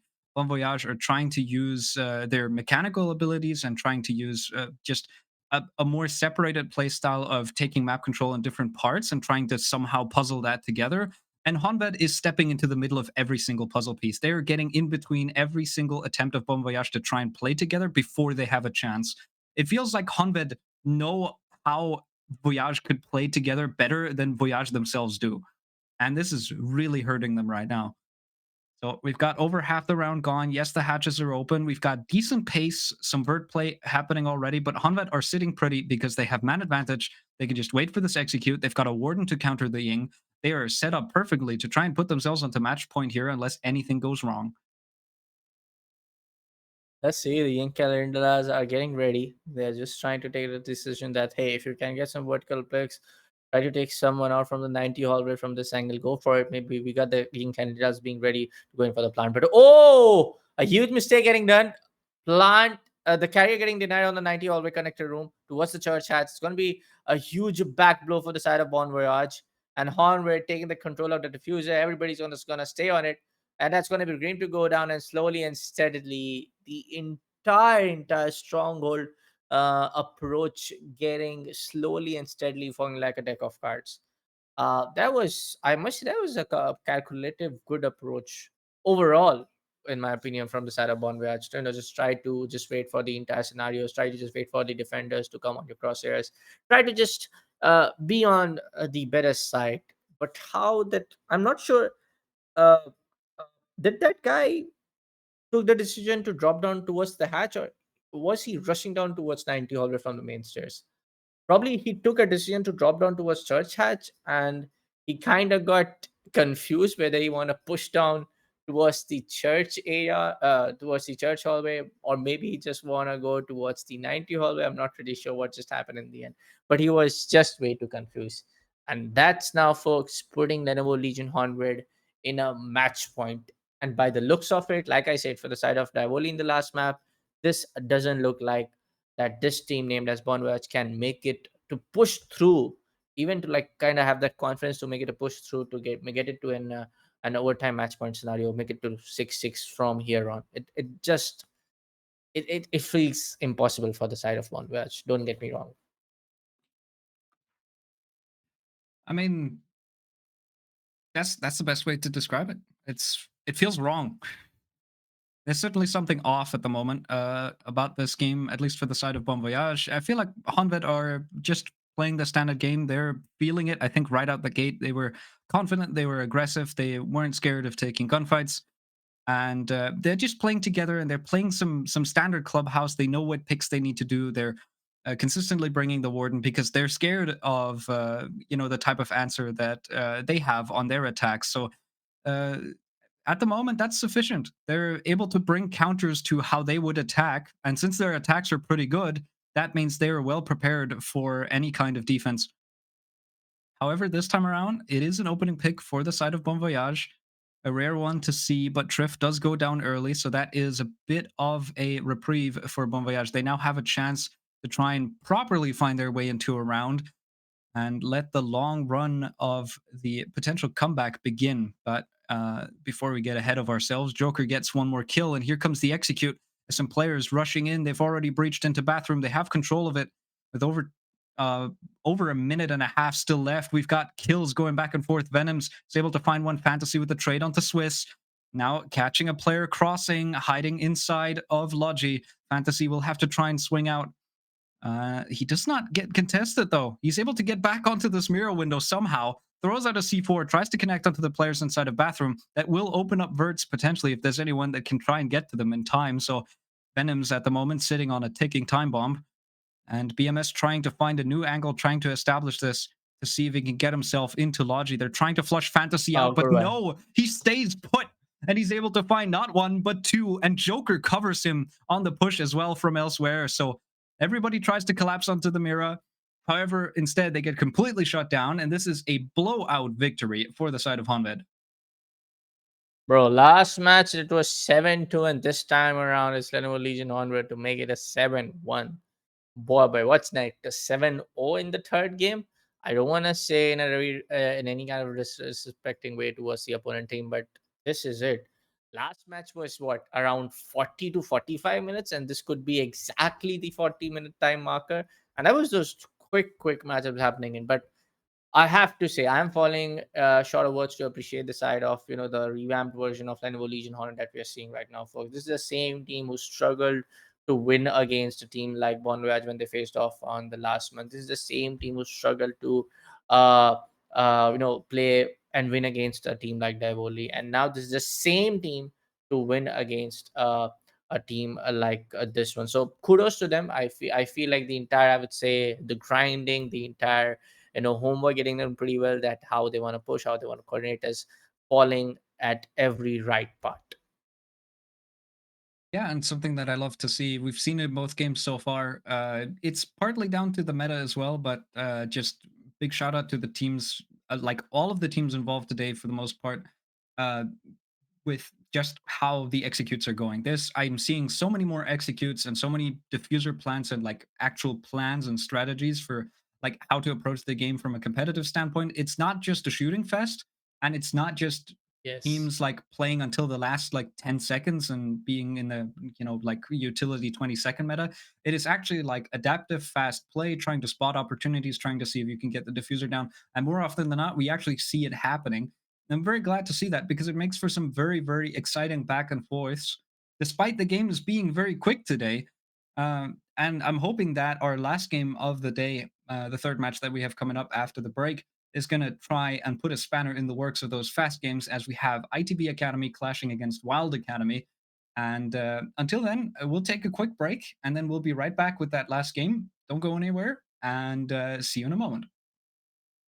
Must have went blind tonight, cause I swear that you out of sight. Man, I'm so up, I could be a pilot, and I just hope trying to catch a flight. So let me get the digits, I call right now if you with it. I seen 1,000 pretty girls in this room, $1 and I've been looking for you. I've been searching, it's so hard to find a girl who's one of a kind. Cause being alone just isn't cool. I'll take 1,000 trips around the world just so I could find you, girl. Cause darling, I've been looking for you. Yeah, I'm looking for you. For you. I'm looking for you. For you. Let's get it now. I'm so up, I could be a pilot, be a pilot, be a pilot. I'm so up, I could be a pilot. Beat. Let's get it now.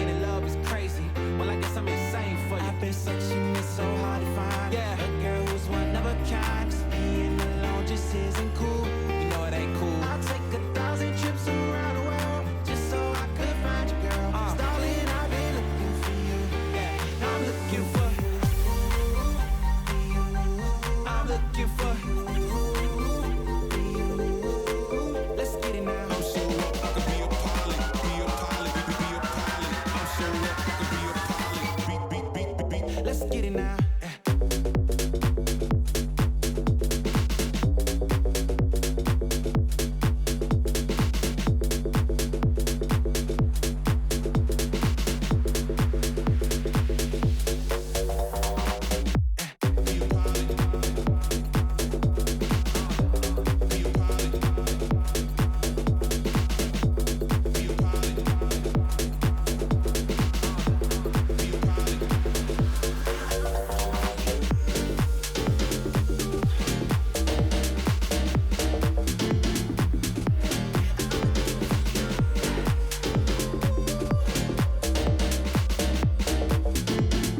Not just so trying to catch a flight.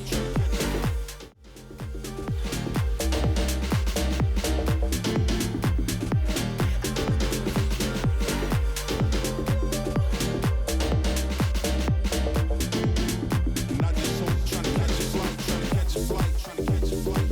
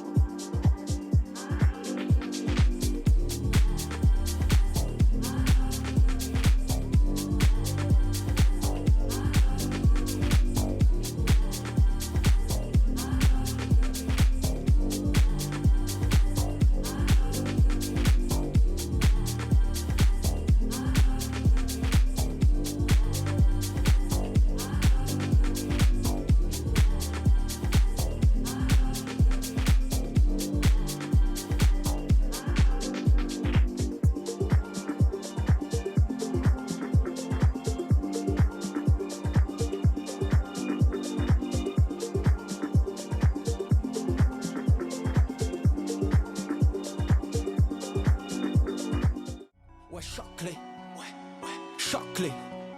Ouais, choc-les, choc-les, choc-les. Ouais, voilà ce qu'ils me disent. Les entends parler et ils m'étrisent. J'arrête que pour rafler la mise. Petit pas sur la piste. Et le succès, je l'ai pisté. Disque la place du premier. Fais monter la côté. Sur moi, tu mises gros. Tu connais déjà l'équipe. Ça criera au complot. Je prends le double, on est quitté. Je fais la magie des chiffres. La somme, je la triple. La concurrence, la dribble. Et le stade est en délire. Ça fait choquer. J'arrive pour tous les choquer. Toute la foule, elle est choquée. J'espère que t'es accroché. Gauche, droite, esquive rageux. Coach m'a rajouté du temps de jeu. Dans l'action, ouais, je me sens en feu. Je suis on fire. Je fais la différence au compteur. Money time, ça shoot sur le buzzer. Je suis on fire. Choqué, j'arrive pour tous les choquer. Toute la foule, elle est choquée. J'espère que t'es accroché. Choqué, j'arrive pour tous les choquer. Toute la foule, elle est choquée. J'espère que t'es accroché.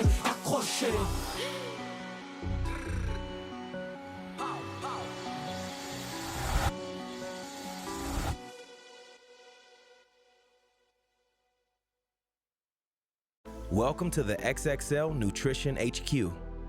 XXL Nutrition is the most popular online supplement brand in Europe. Our proteins, pre-workouts, dietary supplements, and of course our sportswear is developed with the greatest possible care. We are known for providing the highest quality products and the best service. Daily, we are working with a motivated team on new developments, promotions, and quality control to serve our customers in the best possible way. XXL Nutrition is an established name in the B2B and B2C market. Therefore, we can also be found in many gyms, supplement stores, and supermarkets. Offering the highest possible quality is the foundation of our brand. Only the best ingredients and materials are used for our products. Everyone at our company has passion for health and fitness. That's why we want to provide our customers, and of course ourselves, with the best products. We prepare all orders in our own warehouse, which has the capacity to process more than 10,000 orders daily. Thank you for supporting XXL Nutrition.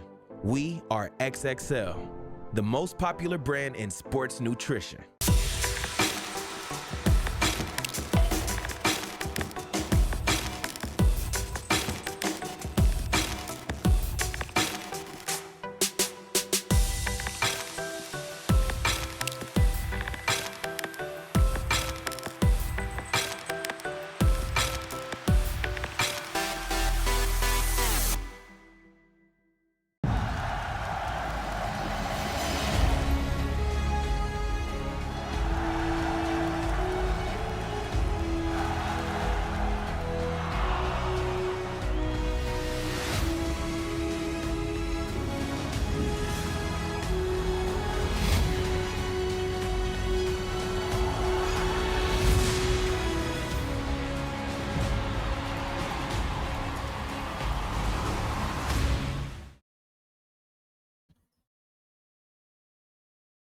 And there we go.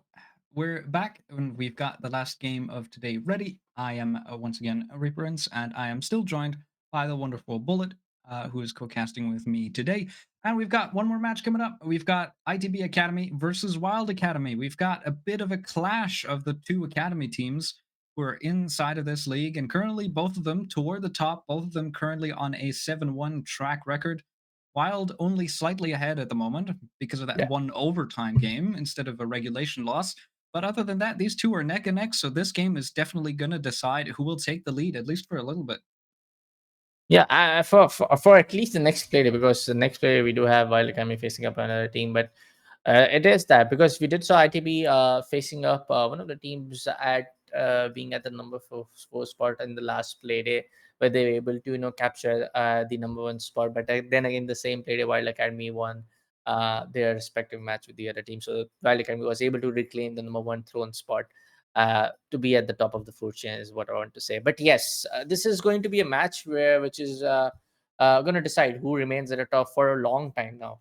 From my perspective, it's going to be the match which decides which is going to be the better half. Right now, just to take that overtime game apart, I feel like both of our teams are pretty much on a similar skill caliber, pretty much being on the same skill level to just challenge each other out in those competitive strategies. But hey, we'll take a look at the entire play when we get down to the match plays. But right now, let's take a look at the map bans coming up from the both sides. All right. And of course, I was speaking of map variety before we got into map 2. So, of course, immediately we go back to Nighthaven. So, 2 maps for us today. We go back to Nighthaven, a bit of a clubhouse intermezzo in the middle. But now we go back to the old viable, the tried and true Nighthaven Labs. Also, Bank was open until very late, but while choosing to ban it, which means ITBA will start on the defensive side. That does give them a decent advantage, but as we've seen with Besiktas, that doesn't necessarily mean a whole lot because honestly, Besiktas didn't really warm up until they got to the attacking half. There was a few rounds that slipped by them because they started on defense, where I feel like maybe if they would have started on attack, would have warmed up there, they could have gotten a complete shutout on defense instead. So we'll have to wait and see how ITBA get themselves into this game, whether or not they've got a fast pace or not. Looking forward to it. And with that, let's also take a very quick look at the lineup between the two teams. Yeah, let's see, man. Right now, it can be anyone's game from my perspective. But hey, coming up for the lineup, folks, we do see the side of Raiden, Rorik, Strike, Zodiac Skipper, and of course Kian coming up from the side of ITB Academy. And for the side of Wild Academy, I mean, how I can forget these names, man. Dodo, of course, Dodo is a player coming off from the stand. I'm not really sure, but Evan, Bumsy, Garen, Sneak Sand. These are the players who are on my tip of my tongue right now, because Evan, Bumsy, Garen, every now and then you'll see them in the highlights. Every now and then you'll see on some of our clips going on Instagram and Twitter and here and there. So Wild Academy, these players are pretty much on point when it comes down to them taking those solo plays, them playing on that sheer coordination and sheer aggressiveness. But like I said, folks, this is that one game which is going to decide who will be on that number 1 spot for this particular World History season for at least 1 week. Yeah, and I am a certified Erkare fan. I've been known to support him whenever I do get a chance to cast him. Not biased at all, but I'm just very happy with. I think ever since ITB entered the Siege scene, ever since they acquired their roster inside of EUL and got their spot there, they've been super supportive. Not just about like supporting Siege as an esports and entering the scene, but also supporting the grassroots. This ITBA has been around for a while, and they have fielded this roster more or less. There's been some changes, of course, but more or less for quite some time now. They definitely support the grassroots element of it, and it shows because we have ITBA inside of the Voltage League, right? We have them inside of other leagues as well that aren't officially hosted by Ubisoft, but are instead community passion projects that develop over time. And I'm loving to see that kind of support. And ITBA kind of sparked the support from others, right? And some of the qualifiers we've seen now, it's been Wild, who are obviously playing right now, right? So Wild Academy also being fielded, but not just that, Secret Academy, who were at the Combine Finals. You know, it's just they really sparked some sort of revolution when it comes to just fielding some academy teams in our EU T2, T3 scene. And I love that because it supports grassroots, it supports up and coming players, and it gives you an opportunity to maybe sign on some players that are technically already under your org's name once you feel like they might fit into a roster. So it's definitely to the benefit of everyone. So I'm loving to see it. I'm just happy to know for a fact that we have a grassroots level of work going on, at least in EU, for a fact that we do see a lot of these tournaments getting supported, and these roster getting supported from the D1 teams. But hey, coming down to the fact that both of these academy rosters are well defined, well topped, and just well knitted in their entire approach being laid down from both sides. So it's going to be a clash of titans here at Voltage League. It's not gonna lie, it's going to be a clash of titans, because one team being at the number one spot, one team just fighting off from a long, long time now. From the sixth play, they are just trying to fight off to remain at the number one spot. So finally, both of the teams being at number one and number two respectively, going against each other, it's gonna decide of who's gonna be at the number one spot. But there's that, which is also gonna decide that who's gonna be the better of the half. We have seen Wild Academy popping off other teams, shutting them down 7-3, 7-4. You name the score lines, you name the team, they have defeated them in a score line like this. But for the side of ITB Academy, yes, they have struggled some, they have won some. So it's kind of like the chance for the side of ITB Academy to redeem themselves against a team like Wild Academy, to show that who's really to be worthy and to be deserving at the number one spot. Yeah, and more than just that, I mean, you got to consider in Voltage the top two spots secure themselves for a better stage going into you know whatever follows the group stage, right? Going into Swiss, going into the playoffs as well. So both of these teams currently have quite a decent gap toward the other teams in the middle of the pack. The closest one is now after the victory, Bon Voyage.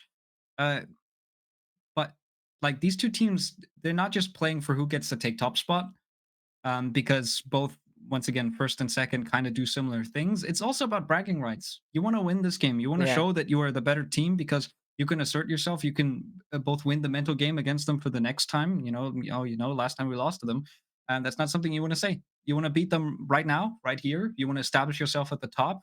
Maybe secure your spot for the playoffs early, and that's just what it's about. Can you segment yourself as someone who stands out from everyone else? Or is this going to be a really, really tight game and we're going to have two teams at the top? They're getting a chance to redeem themselves almost after 1 month. 16 September and the first play day, they went against Wild Academy now at 17th. Now, with my time zone, I'm pretty sure it's just 16th at EU. Correct me if I'm wrong. But going Oh, you are against correct. Wild Academy, yes, going against Wild Academy exactly after a month. So it's going to be a lot in the line. It's going to be a lot of these bragging rights, like you said. But hey, I will be more than happy to see this game at least going on a scoreline like 7-5, 7-4, something like that, going on either side. Because we have seen one of our matches being on 7-2 scoreline, our last matchup, which was the side of Bon Voyage going against the side of Lenovo Legion Hornby, and Lenovo Legion Hornby just giving away one round to their opponent team. So I will be just happy to see both of the teams trying to keep us at keep us at our edge of the seats to just see what kind of action we see them both at. All right, and with that, we're just waiting for one last player to get into the lobby. I won't tell you which team he's from. He's from Wild. We're missing a Wild player, and it's just waiting for that last guy to get in so we can get ourselves started. It is once again going to be Night Haven. So you say it's a bit of a fateful matchup because both of these teams have already played. It was the very first play day. It was exactly a month ago, down to Yes. the day 16th of September. Now we have 16th of October. They are matching again, and it's the same map. So I think just statistically, just on the board, just not just in terms of the current standings, but also in terms of the matchup, the head-to-head at the moment, this matchup certainly favors Wild. So the question is ITBA able to get into this, find an upset, and put themselves back at the top, or are they going to continue chasing after Wild for the rest of this group stage until we get into the next phase of Voltage? Yeah, let's see, man. Like it becomes I don't know how to say, but it is becomes a very well knitted and a natural storyline. Facing your team exactly 1 month the same day, trying to redeem yourself on the same. Like I completely missed off that it was the same map. It was Night Haven, in the previous play day as well when they faced off the side of Wild Academy, but it is a complete well knitted storyline coming off for here at Voltage League season 4. But yes, I guess we have both of the teams ready. We have both of the players, all of the players in the lobby now. We'll be getting started with the matchup any time now. We're just waiting in for the confirmation. But if you want to make a prediction, dear Prince, I know, you don't want to make one. But if I want to ask you that who's gonna be no, let's make a twist in the tail. Who's gonna be which team's gonna be at the first leading half to be at the score line, like being ahead of the opponent team? Who's gonna be the team to be at the better half for the entire first half? Like that question. Good question. I'm gonna say ITBA, just because they start on defense. I feel like that's it's the reasonable choice to go with.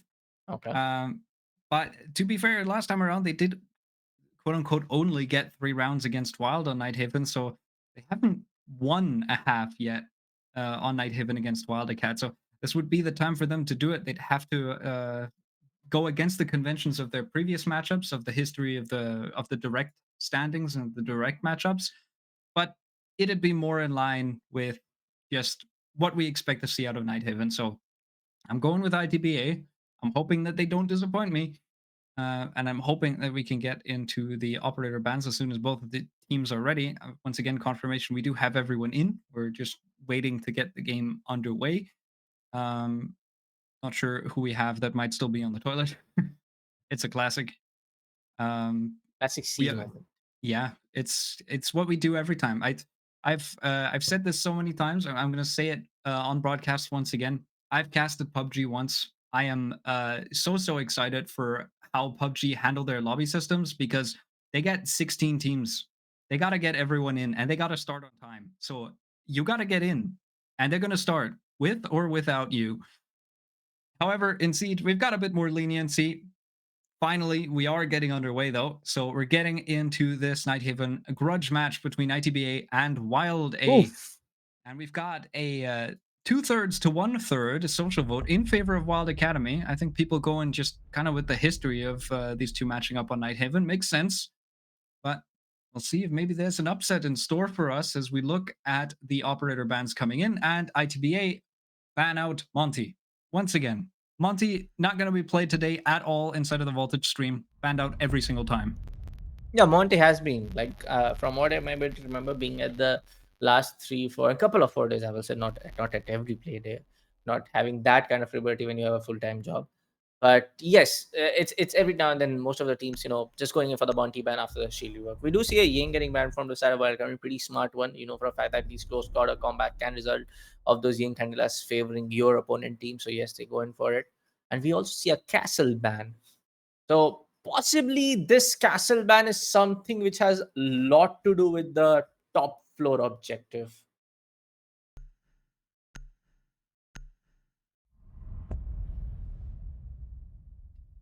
All right. Last ban comes in as well. I'm very curious to see what they're going to do with this castle ban. I mean, have we seen a castle be present inside of the first game of today? I'm thinking back to the Besiktas game. Was there a castle even played We did I'm saw trying to in one remember. of one or two rounds we did saw Castle getting played on the map of Night Haven. Yes, yes. In one of those rounds, yes, we did saw Castle getting played by someone. I'm not really sure on which objective, but I completely remember them putting up the Castle barricade on Night Haven labs. I got Hmm. them worried. I could be wrong, but hey, I just wanna call it the Because I diplomatic. feel like some friendly rivalry coming out in the chat as well. I love that. Some banter between the two. And of course, we do But have. I mean, I feel like this could be a target ban. You know, that's why I was asking if we saw a castle at all. I feel like this is not just like a general ban, like a oh my god, we need to get Mhm, rid of castle because we don't know how to deal mhm. with him on this map. This is more like a. I feel like these guys use them in like one or two of their strats. Let's make sure they can't use part of their strat book. Let's make sure that they can't do what they usually like doing. Doesn't even have to be a strat book. It can just be a like a mood thing. Just don't let him play that castle. Don't give him that ACOG. Don't give him those castle barricades to try and deal with. Can be an easy way to just try and upset your opponent before you even get in. However, we do have a bit of a crash coming in early. Rehosts are being called, and we've lost a player, so it'll be back to us for just a bit, as we will have to set up the lobby a second time. We'll have to wait just a little Uh, bit longer, but at the very least, now Bullet, we do have some operator bans to talk about, and yeah. man, could I ever talk about that castle ban because it sure is interesting. I'm really sorry, I didn't know I'm on the camera. I was just trying to play with my pen. But hey, uh, when you talk about me for the castle, I feel like castle can be a great utility to be played around on the second floor objective. You can completely get rid of the electric. I'm really sorry.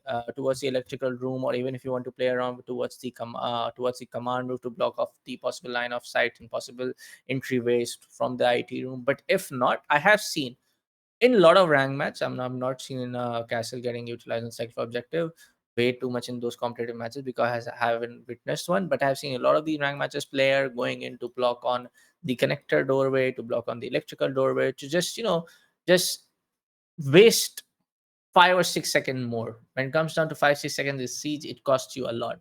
So yes, I feel like you said, Castle can be a targeted ban coming off from the side of Wild Academy. Just not let the side of ITB Academy play for the Castle. But what I want to emphasize on is the Ying. I have seen Ying, I would say, for the side of Ying play. I have seen a lot of these Candelas play coming off against the side of Wild in a lot of these matches. From the last one, from what I'm able to remember, when they were playing against probably it was the side of Davoli or it was the side of Bon Voyage. Yes, it was on Night Haven only. Exactly. Yes, we have seen a lot of the Night Haven maps getting played on World League. So yeah, it was the side of Night Haven labs only when they were going in for the basement objectives, and when we did saw two of those Candelas placed right alongside Blitz, smokes, and everything. It was the side of Wild Academy to lose some of those rounds against an operator like Candela. And Candela uh, being so effective against Wild. So I feel like this particularly can be also a target band where they could have predicted that Ying can be utilized in a pretty good way from a team like ITB. Yeah, definitely.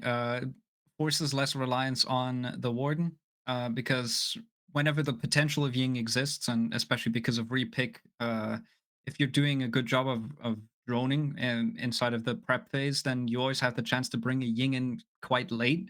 And so, if there's no warden in the lineup and it gets read by the attackers, that can lead to some very, very messy executes for the defenders where they're not able to hold all the control that they want. So less reliance on the warden, not being forced to bring him out 6 rounds in a row, and maybe having some more flexibility to bring potentially better utility. Right? Maybe you want a bulletproof cam. Maybe uh, you want access to impacts or something, and the warden just can't bring everything. He has his utility, but maybe you want a Jaeger instead, right? Maybe you want something to just try and waste their time a little bit longer, waste a bit of their util, bring in a Rooney or something. Uh, Yeah. so you can't bring every operator at once, and having that warden essentially locked into your fifth slot and only being able to choose Mhm. between four different operators makes it quite annoying. So getting rid of that execute based utility, the Ying is gone. Less reliance on the Warden, which I mean that is an indirect buff to the Blitz because we are less likely to see the Warden. But I think that between these two teams, I'm not really expecting the blitz to be a surprise factor. If anything, I Yes. do feel like he can take map control, but I don't think that any of these players are going to get caught completely unaware by a blitz. Other than getting completely overwhelmed, and uh, it seems that we have bridged the gap sufficiently. Bullet, we've been able to talk about the quick set of operator bans coming in, and we should be back into the game as we continue on round one. Nothing's happened yet. We will just go straight back to the same site that was picked before, and then we should hopefully be underway properly this time. Yeah, man. I mean, in my region, I can say this though, it is not a South Asian siege match if there's not a rehost. It is a culture. It used to be a culture for us that hey, in any of these map, not particularly talking about a BO3 match, if in every other map, they are back in the day it used to be just one what do you call is the I'm really sorry, what is that? The tactical timeout being allowed for the Yeah, other team back in the days, and now it is two for each of them. But back in the day it used to be a thing, in our region. It's not a siege tourney, it's not a siege matchup in the South Asia if there's not Rios. But hey, that's all for jokes, folks. It just happens. But yes, like I said, folks, while Academy banning up cash selling Ying, I feel like two of these operators are very smartly and targeted bans coming off from the side of Wild Academy. But for the side of ITB Academy, there's going to be the usual match. You wanna ban the Valkyrie because Flag Eye can be so smartly faced by a team like Wild Academy. So on some of those spots we can't really expect and give a lot of this information.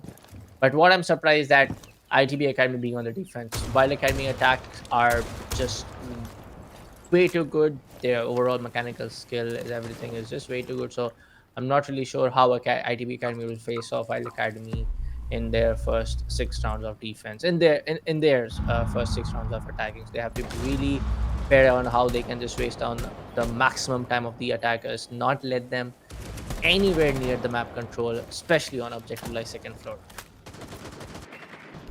there we go. I was worried for that Maverick breed, but he will stop. Really, trying to get rid of sort of the and I believe has already rotated around. Doesn't matter. He's able to shoot it out and able to keep himself alive. Instead, it's a bit of damage done over to Raiden, who tried to throw a C4, sadly didn't connect. And he does take some damage in return from some bullets that were flying all the way from outside the breach down on that staircase outside. So ITB A just losing a bit of map control, no longer that ITB wall closed, and already some players encroaching, and you can see Sneaky's gets himself the first kill. Raiden goes down, and that player inside of meeting will have to be dealt with, otherwise they have to forfeit parts of the map they really shouldn't be forfeiting. Already got this long angle into sight. Sneaks on trying to maybe not use that air jab yet. Instead decides to rotate around. He saw an opportunity to go for a kill. He doesn't decide to overstay his welcome and goes elsewhere. And now here comes a kill as well. The vault in, that's a big punish for ITBA. We can see the Azami in the first match was banned out. This time around, she's alive and she's doing a lot of damage as Hava is able to find Oh two for damn. himself. And now there's a bit of a trade. Rorik does go down as well. So a lot of back and forth between these two, but now 2 kills come through from ITBA. It is only down to Mats, and he gets himself taken down as well. And that is a round for ITBA. They get themselves the first.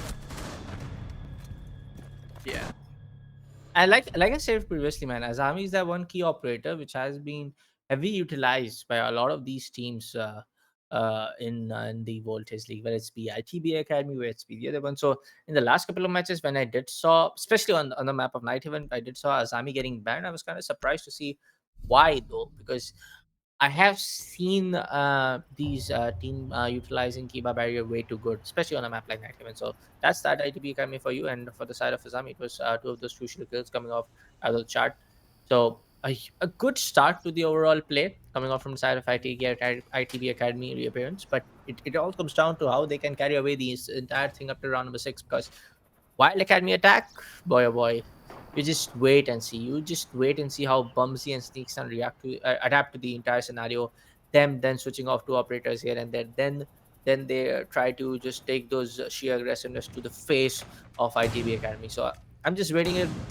I'm just gonna I'm just waiting it for the switch to flip.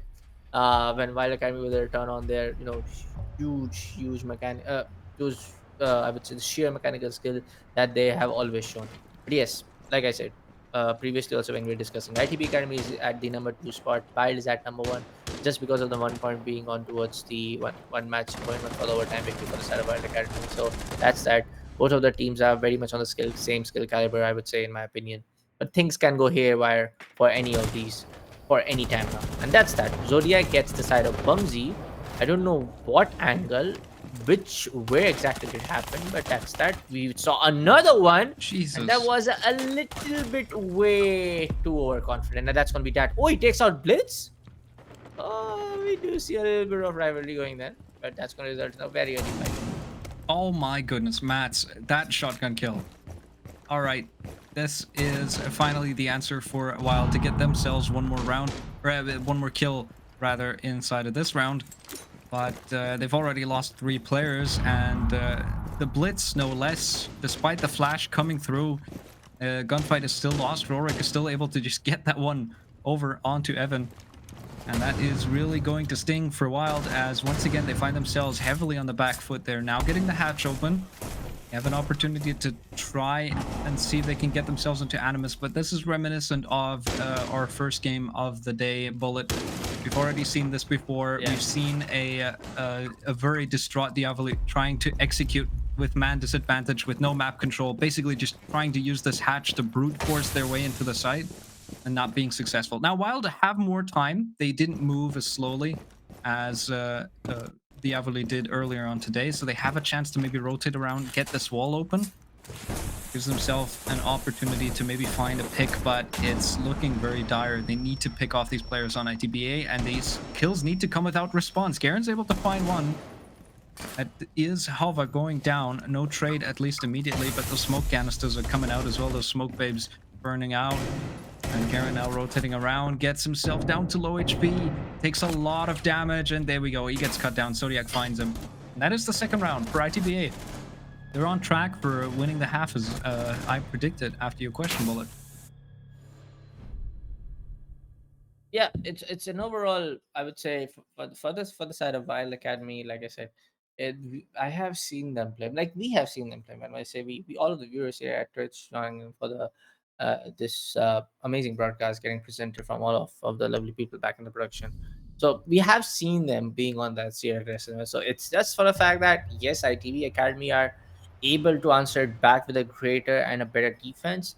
But overall, we do see, Wild Academy just losing it there. I feel like some of those early kills, firstly of which happened from the side of Zodiac, which he was able to take down one of the key players right there in the very first 10 seconds when you gave me the throw. So I think that is something not needed. You have to be very careful when some of these spawn peaks can coming, or some of these players can be ready for your entry for your arrival inside the map. So I feel like some of these early kills can be avoided. You have to just play a little bit cool and just play a bit composed, play a bit calm. And if you avoid these early kills, I mean, you will be in the end getting benefited from the entire man advantage scenario. I wonder if that Blackbeard's just a random pick from Sneak. He did switch over to the Demos now. He didn't stick it, but I'm wondering if that was supposed to be part of his strat, or whether he just clicked on something so that they could get into the round. He could drone and switch into whatever he needs for the round. Because a lot of adaptation happens here for a while. They're bringing a lot of different operators depending on what they want to do. This time around, no Maverick. It is the third bomb site now. So I feel like the best approach would be, and that's just the caster talking as if he would understand the game between these two, would be to take top floor. But at the moment, the approach is a completely different one. I'm seeing Wild a lot more horizontal. You can see them getting into kitchen. You can see them outside the building trying to breach their way into the bottom part of what some people call garage. I guess I'm not sure. The big room.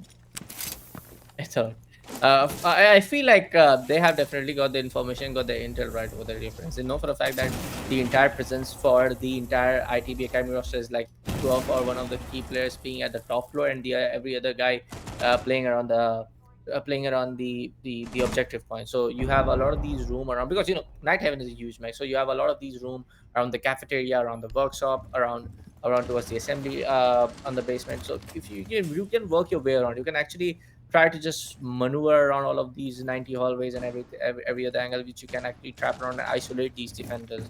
So they're trying to utilize the entire space, which is, I feel, in my opinion, is pretty well knitted thought coming off from the side of Wild Academy. But they have to be aware of the fact that you only have 1 minute left on the clock to make the entire site execution happen. But I feel like it's also very much on towards the same spot, that if you can actually get some of these picks as well. Now we do see Demos targeting the side of his army, so the death mark will play upon, and yes, the first pick comes off the chart as soon as the death mark comes into play. But Rorik will be the guy to take out in the trade game, or to take out Bumsy in the trade game at the same time. 50 seconds left on the clock. We do see the plant going down, which I completely missed out. Plant gets stopped for a second. We do see Legion making his way back towards the side. Can be really bad at this point Oh, of time. And we at the double, make it a triple. Rorik making it walk around.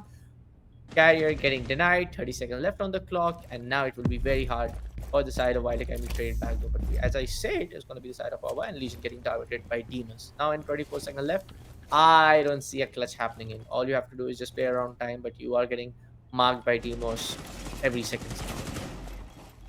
comes the sneak from Rorik. He's able to get a quad. All he needs is one more. Yeah. He's down to low HP though, but Sneak Sun takes him down. So close. Great one. Rorik almost putting the round entirely on his back, but it is Wild to finally find their first round inside of this matchup. It took a little while to get there, but they found their first, and even that one was hotly contested as Rorik almost entirely shuts down the execute by himself, not once, but twice, as he's able to find another kill. And I do believe that we have the issue that the ITB8 team can't go back to the first bomb site. That's unfortunate. That is something that our production will just shortly confirm that there's going to be BOS now. But for now, folks, it's going to be the scoreline of 2-1. Two of the rounds getting in favor of ITB Academy. We do see Wild Academy securing the last round, and kudos for the player. I mean, playing in that Legion, getting 3 kills back to back, then almost getting that ace. I almost felt like that could be that the first ace for the entire broadcast for today, because we have seen a couple of aces happening in the previous play days as well. But hey, for now, I have one question, dear Prince, for you. By up till now, we do see the kind of we just got a taste of it. What kind of play we might expect in the upcoming round. So same question again. By the end of the first half, what do you expect? What kind of scoreline we can expect Well, as an audience? at the moment, the trend is tending heavily toward exactly the standard 4-2 split. We've seen ITBA win out the primary and secondary bomb site, and then here on the tertiary, it was close, yeah. Rorik was almost able to win that single-handedly, but it was a much better execute by Wild. They got themselves into a position of an advantage that was almost impossible to throw away. Rorik made that seem very, very possible, but ultimately, this is the round for Wild to win on the attacking half. This is the one round where they have the best chances. So if everything else continues, ITBA is going to win the same bomb sites that they've already won again. And then the tertiary site will either go to ITBA as well, which would be a very dominant half, or it's going to go the way of Wild again. And we find ourselves at the 4-2. So I'm sticking to my guns. I'm sticking to my predictions. Too late to change. Okay. For now, in the first half, I still think for a fact that Wild Academy can reclaim that. I know I'm being a little biased. Yes, I might be, but I have seen Wild Academy play, man. I have seen them, even Bumsy just dropping bodies on the floor like flies every now and then. So yes, this sheer raw mechanical skill can be counterpart from the side of ITB in the entire utility play against a team like, which they're actually doing against a team like Wild Academy. But as the statistics goes by, as the history goes by, I'm still going to be safe for a fact that we will see Wild Academy being on the concrete spot after the first half. We'll see. All right. I won't keep us too long. We could talk about everything, but I think I would throw it to a quick break. So, Bullet and me will take a quick sip of water, refresh our voices for a bit, and then as soon as the game's done, we'll be right back. This should hopefully take only a few minutes. So, we'll be back in just a moment and hopefully continue the game on Nighthaven.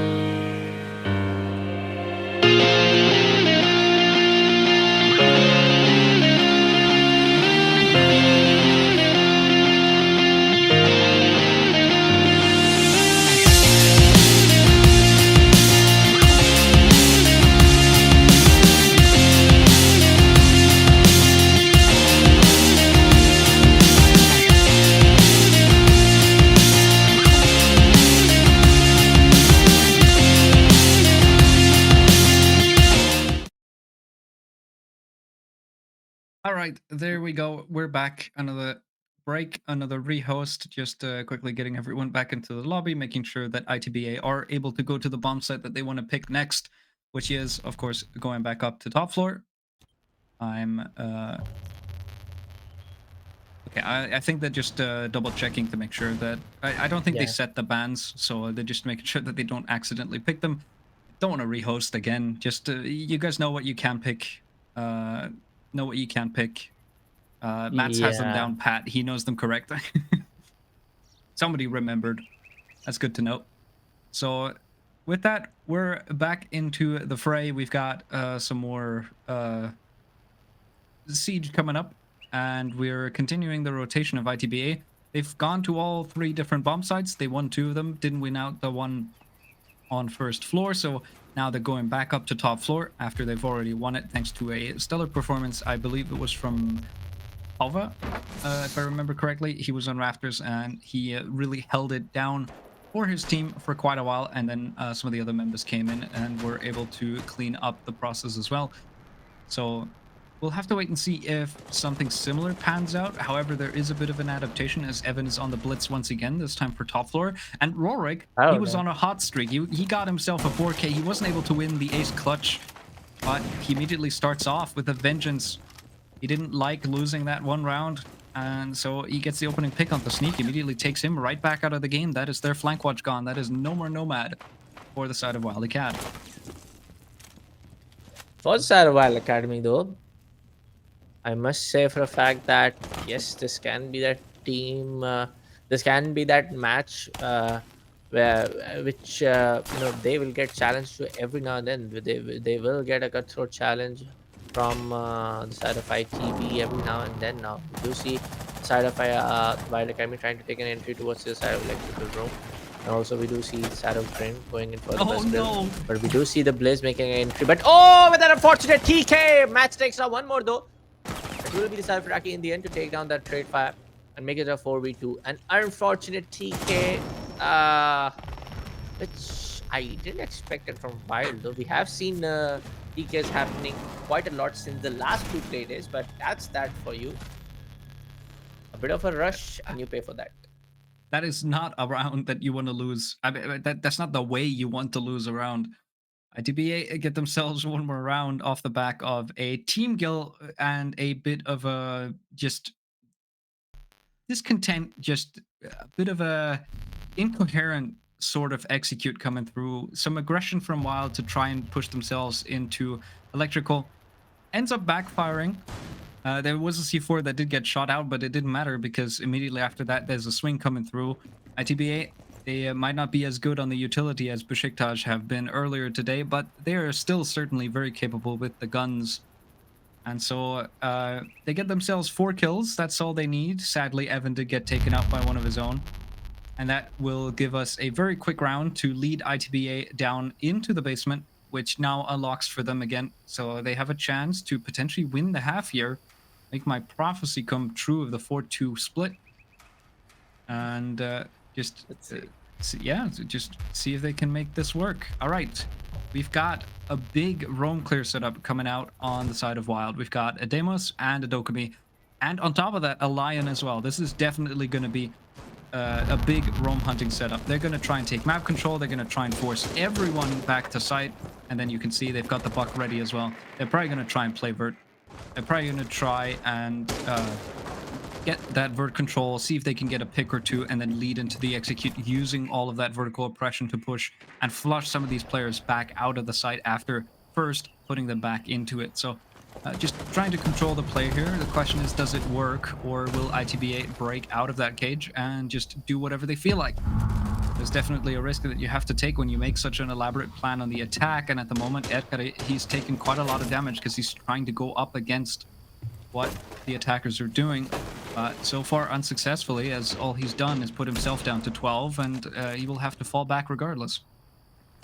Right now, when you have when the opponent is going in for the basement objective and they have operators like Upcan, and we have seen the side of Brovik, just getting those kills here and there with the SMG coming off from Saddle. And you just want to pick those some of these operators where you want to target those operators, target those players. But as I speak, Rory will be the guy to take down the side of Mass playing and as Legion. So no more skeleton key plays. All you have is the Dukebi's semi-auto rifle, which you can use to make those some of those possible line of sights, the vertical line of sights, and of course the soft recharges coming out from the side of Ace. You do still, in terms of utility play for the side of Demus and Live, you do have a few of those frag nades left. But to answer that, you have two of those C4s coming out from the side of the ITB Academy. But for now, we do see the logic bomb getting placed off in the charge. Some of these locations will be key given away to all of these attackers playing on the first floor. But right now, this can be a major gunfight happening. And we do see the death map being played. Rorik gets one more, a double kill though, making almost a triple. He gets it this round as well. Possibly an ace, maybe, which he couldn't get in the first round. Sorry, the second round. Let's see. All right, attempt number 2 at the ace for Rorik. He's really vying for that. He's really just feeling himself at the moment. And we've got another similar situation. It's 2 players alive on the attack. They're both sitting on the Animus hatch. They don't really have much map control to work with. They're out of time. They just have to go for a Hail Mary drop. They will get contested as there's the swing from the player behind the bomb. Doesn't connect. Now Akiba comes out to try and block this angle. Evan's able to find one, but he will have to back off again immediately. He's down to low HP. One little tick of that smoke canister and he will die. Another injury comes through, but Erkari finds another. Erkari with the second. Despite a lot of trades happening, it is ITBA to still come out on top. And there we go. They've secured themselves the half. They win this half at the very least 4-1, and they have the potential to now go to a third bomb site. And it looks like they're going back to control room. They're neglecting kitchen once again. They want to go control storage. They want to see if maybe that fluke 4K from the side of Rorik can be turned into a more confident round win this time around to just really cement this as a victorious half. 4-1 it is for the side of ITB Academy. I mean, boy, oh boy. It is the complete vice versa what I was expecting from, and I wanted to see scoreline like 4-3, 4-2 happening in, but this time around it's Wild Academy to just secure one round, which was a complete I would say a fast rush approach coming off from the side of Wild Academy, which kind of worked out in the end. But as now, folks, this is going to be the last attacking round for the side of Wild Academy, which they have to make the most out of it. For the side of defensive team, it's going to be the side of ITB. Let me remind you folks, if you are confused within the orange and blue, sometimes I do as well. After especially the first half swap will be getting made. It's the blue team playing as defense, which is our ITB Academy, and orange team is our Wild Academy. By the look on the IGN, you can guess it right for the side of Wild Academy and ITB as well. But for now, it's going to be the last attacking and defense round, respectively, for both sides. So yes, for the side of Wild Academy, it is that chance to just cement down themselves, to make it a position away that they still have the matchup in our hands, not to lose the entire grip, because 5-1 can be a score line which can be very easy for the side of ITB Ground, because Night Haven's defense, we know for a fact that basement is that one side, even the second floor objective is that one side, which can be really crucial for the side of ITB Academy, which kind of a slightly on the easier side for the defense to take care of. But for now, we do see Twitch playing with the DMR. We do see the Death Mark and the Ace charges coming in. Alongside, I don't see anyone specifically going in for the secondary MP nade apart from the side of Grim, which is more than enough. But we will see how they can do the execution combined with all these this particular attacker lineup in a few seconds. Loads and loads of drone work coming through. 6 drones still alive on the side of the attack, 4 expended already.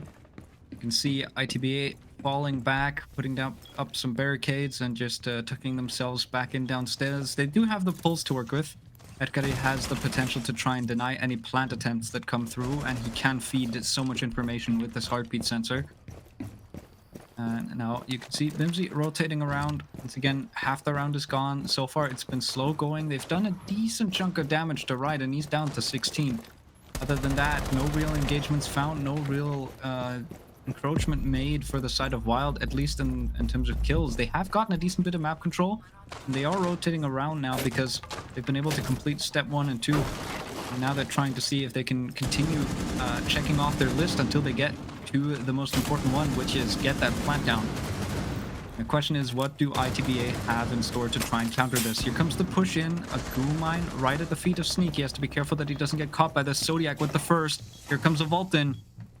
The question is, do they expect Sneak to be in the middle of the site here? He tries to walk in, gets himself caught in a crossfire, and the player in front of him was not even looking at him, but Raiden's there to save the day. It is one kill going in favor of Wild now as Mats is able to find Erkari, but still advantage. No longer advantage for ITBA as suddenly this site hold is falling apart. The bulletproof has been cleared. A lot of damage done to Mats. Both Mats and Bimsy down to 1 HP. They're 1 bullet away from death. Rorik going for a big rotation. He tries to get himself all the way around, but here's that plant being stuck. And in all likelihood, it's going to be too late to try and deny this. It will have to be a retake. It's Rorik and Halva in the 2v3 to try and find these players. There is so little left of some of these attackers. If they can just find 1 or 2 bullets, if they have the information, they can win this round, certainly.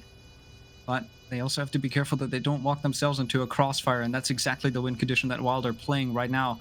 They're playing spread apart. They're playing far away. They're trying not to give any of these fights away. Here comes one engagement. Halva's able to find the first. He's able to find the second. And now it's only down to 1. Mats is 12 HP. He's up above. He's getting contested by Rorik. He has to try and win this. He does find the first. Can he find the second in time? Yes, he can. Mats able to save the round for a while. The plant just good enough to hold in the post. And he's able to contest Rorik up above. There's just a slight little disconnect. And they're able to win this round over onto ITBA. But once again, it is a nail biter. It is so close down to the wire. And that is on the 3rd bomb site for ITBA, which does, however, now mean that we have a 4-2 split and we have a chance for Wild to show us what they can do on their defense to try and fight this game back. I mean, right now, they just wanted to win that round in the end. They just wanted to somehow get that round victory, just try to ease off the entire grip, just to make the entire loser of the entire grip from the side of ITBA Academy to their own palm. But for the side of Wild Academy, I must say, sometimes around, yes, they kind of get clueless about the entire situation. I have seen in the second round as well. We have seen this in the 4th round as well. They kind of get sometimes not clueless on how they can approach or maybe execute the entire scenario, and when they are not able to get that info right. We have seen that happening. And so in the last round that really happened. So I feel like, yes, that communication, that intel relaying among each other is something which I feel like is missing from the side of Wild Academy, because that TK was on the round number 5 was something which we were completely not expecting to happen. But for now, folks, as the attacker and the defender role swap will be done, it's going to be again a huge challenge for the side of ITB Academy now, because Wild Academy defense can be much as lethal as what we have seen in their attacking round. So they have a very big boulder to just sweep off of. They have a very huge bridge to just cut off from. That they have to get 3 more rounds to secure up the victory against a team like Wild Academy when they are attacking, when Wild Academy is on their defense. A lot of Mav holes being torched into the IT wall. Here comes a bit of a swing. Bimsy's able to win it. Just completely shuts down Raiden. Now the wall has been softened up. This does give an opportunity over to the side of the attack to try and encroach inward, but they have lost their ace, which means the Maverick will have to do more work here. He immediately rotates around and tries to open up the connector wall, doing the same thing here. From these Mav holes, is able to get rid of at least that bandit wire. Question is, do they have any backup breaches? I don't think they do. It's down to him. He has to get this wall soft. He does do so very efficiently. Very fast Maverick work here. Very effective for the side of Erkari. And half the round is gone. The walls have now been softened up. Rorik is down below and potentially getting himself into a spot where he could go up Aqua and he could try and play around this blitz. But no, the vault through the barricade exposes him to his side, and Garen is able to take him down, and Garen shuts down Rorik as well. This is a round that looks all but lost for the side of ITBA so early on, as they've already lost 3 of their members. They're not able to get themselves in. Erkari is able to win a fight onto the player behind the shield, as now we've once again lost the feed at a crucial time. Nighthaven is not with us today. Yes. Third time around, it's Nighthaven. We are just unlucky with the entire setup. But hey, it's all okay. We do see the side of ITBA Academy losing a lot of these players. But for now, it's going to be on the Wild Academy side. From what we last saw, it's going to be a 3v2 scenario. Some of the utility is still left from the side of the Wild Academy. They do have one of the C4s there, but even before the C4s get triggered upon, there's going to be Wild Academy to secure the deal off in their first defensive round play. And from now on, don't get me wrong, from now on, I'm pretty much sure Wild Academy will try to just strengthen the entire grip on this game. It's 4-3 now. There will be, I don't think there will be much more time left before we see a scoreline like 5-4, maybe completely pushed in the tail, a 6-4 happening into the favor of Wild Academy. Because Wild Academy attacking rounds, we have seen that happening against ITB. They struggle. But for defensive side of Night Haven, for defensive side on a game like Rainbow Six Siege, yes, you can just wait around. You can just wait for these attackers to come on across here by just playing in the utility play or on a balanced way, I would say. But for now, it will be a scoreline of 4-3. Let's see what kind of approach we see from both sides. But for the side of IT Academy, like I said previously, there's going to be a huge challenge to take a giant like Wild Academy down. They are on their defensive side. All right, let's see. Let's see. You've got another round coming in for a while. They're seemingly doing the exact same rotation as your opponents were doing in the first half. So we've got first top floor. Now we've got basement. And I'm also seeing a fairly similar lineup. There's a Vigil roaming out and about, sneak on the Vigil boss G. And we've got Kaid and Tubarao as well. So both of those operators to try and deal with the walls, to try and keep them closed, maybe try and waste some time on the hatches as well. See if you can just contest space on a lot of these reinforcements, and then a light roam out and about. I do see Evan up above, which is interesting. Well, I guess if he has his kites pre-placed, if he's not tricking with them, there is the Tubarao on side, so he can just play up above. He can just watch cams at the beginning of the round for a bit, and then shoot some drones, move himself around, just be a nuisance for these attackers trying to get top floor control, because you can see the ram is being brought, the buck is being brought. We're definitely going for vert control here. ITBA want to get control of the entire map up above so they can start shooting down at the site. They're being contested even outside, Raiden, trying to exchange some shots with one of the players. We've got Zodiac already inside of kitchen, does catch a player unaware, sneaks on, not ready for that. Boss G goes down, won't be able to find anything, and that boogie, which was used to just go through a barricade, gets picked up and used elsewhere to just make some vert holes and also create an opening there through the freezer onto the staircase over on Bending. And this is now decent control of the first floor. They can hold this cut off. There's no way for anyone to rotate back through this side. And we can see just a bit more drone work coming out. Half the round is gone now, but with that pick, they have plenty of time to try and get themselves into positions to try and see if they can play a bit more vert. From there, we'll see what they want to plan for the execute. Let's see, 5v4 now, 1 minute and 50 seconds left on the clock. They still have to take care of the mute play on the assembly with this SMG, and they still have the C4 left, so they have to very carefully take the decision where they want to go in for the plant scenario. The shot is going to connect. They do take care of that mute at a very unusual angle, which mute wouldn't expect that to happen. But Kargi takes one more down, making it a 5v2 now. ITB Academy being very strong on this round, but Wild Academy Mats is going to answer back with another kill happening on the Zodiac. Right now it's going to be the side of Demons to get a trademark death mark on play towards the side of Animal Storm, which is going to be the side of Kaid. It's going to be really hard for the side of Kaid to matter a route. We do see the footholds already being made, so it's hard for the side of ITB to take entry towards assembly, but they can get an entry towards the Animus area. A common plan towards the spot. I kind of missed out, but overall a good angles being watched out though, as they did take an entry towards the exit suit room, and then they tried to go in for the plan towards the assembly room. One and only Edkari to find a double kill to force Wild into a tactical timeout.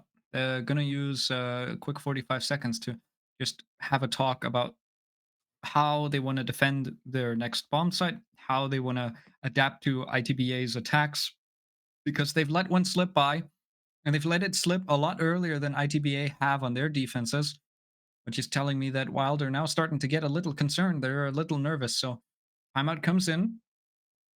They'll have a chance to just go over what they want to do next and maybe read into how ITBA have been playing so far. But I think what matters most in this game is to keep the momentum up, to stay on the initiative and to be the one making the plays, because otherwise the plays make you, and it is ITBA that are able to find the map control that they want, able to find the position that they want to do what they set out to do. So with that, we've got 5-3. Now ITBA are only one round away from match point, which will secure them at least 1 point. That does put them further away from everyone else and closer to Wild. And of course, if they can win here in regulation, they put themselves over Wild and get back into first place. Let's see. For the side of IDB Academy, all they need is a couple of rounds to seal the deal off, making it a 7-3 victory. But for the side of Wild Academy, it's going to be a long push. They need at least 2 more rounds to make it a 5-5, then to push it away to make it to the match point, and then to just altogether stop the entire efforts getting laid on from the side of ITB, which kind of looks hard from what this entire match is been to. But for now, we do see the timer getting stopped at 0. Probably a pause coming off, or maybe it's our feed getting stuck. Or yeah, there was a pause coming off. Maybe requested by any of the players. But hey, for now, it can be a very crucial play for both sides, especially for the side of ITB, on how they just want to be the first team to get on the match point, build that pressure on towards the head of all of the players coming off from Wild. But for the side of Wild, it can be the same vice versa scenario where they can actually flip the switch, just get those aggressive kills in, try to win the maximum number of defensives out in their own side, and then try to take it to the match victory for them side from that point, which can be hard, which can be a very long due process. But with Wild Academy, I believe this process is much more doable. If it could have been the other team, I might could have not said that. But for the side of ITB Academy, all they need is just 2 more rounds.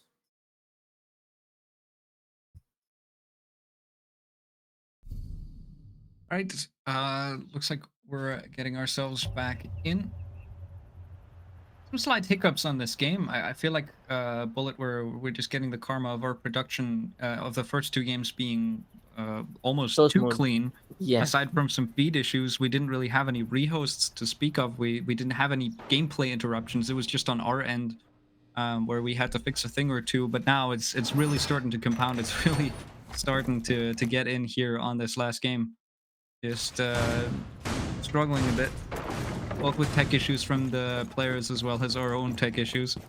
Hopefully it's good enough to carry us through the rest of Nighthaven so that we at least get to see in somewhat watchable fashion which of these teams can potentially take it. And once again, ITBA, they're fairly close to it. They have an opportunity to close this game out quickly now. All they have to do is find an answer to what Wild might have come up with in this quick tactical timeout. Yeah. Right now, things can be very much going the expected way, but this is Siege, and as a Siege guy for past 6 years, I love to see 7, no 8, I don't know, maybe 9, playing this game from Operation Health. But hey, I love to see unexpected things happening, and I love to see, you know, Wild Academy pushing down till the overtime, but in the end, it is again the side of ITB Academy to push it, or maybe when ITB Academy pushes it up to 60, and then the entire situation going on to the favor of Wild Academy. I would love to see that kind of action happening, because for the past 2 matches, just like a not a straight up whitewash, which I want to say, but yeah, one match results in 7-2, the other one in 7-1. You know the deal what I'm talking about. But for now, we do see a lot of these drone work getting done from the side of ITV Academy, which they want to do because they do have Vigil, they do have a Karen playing on the first floor cargo. We do have even the side of uh,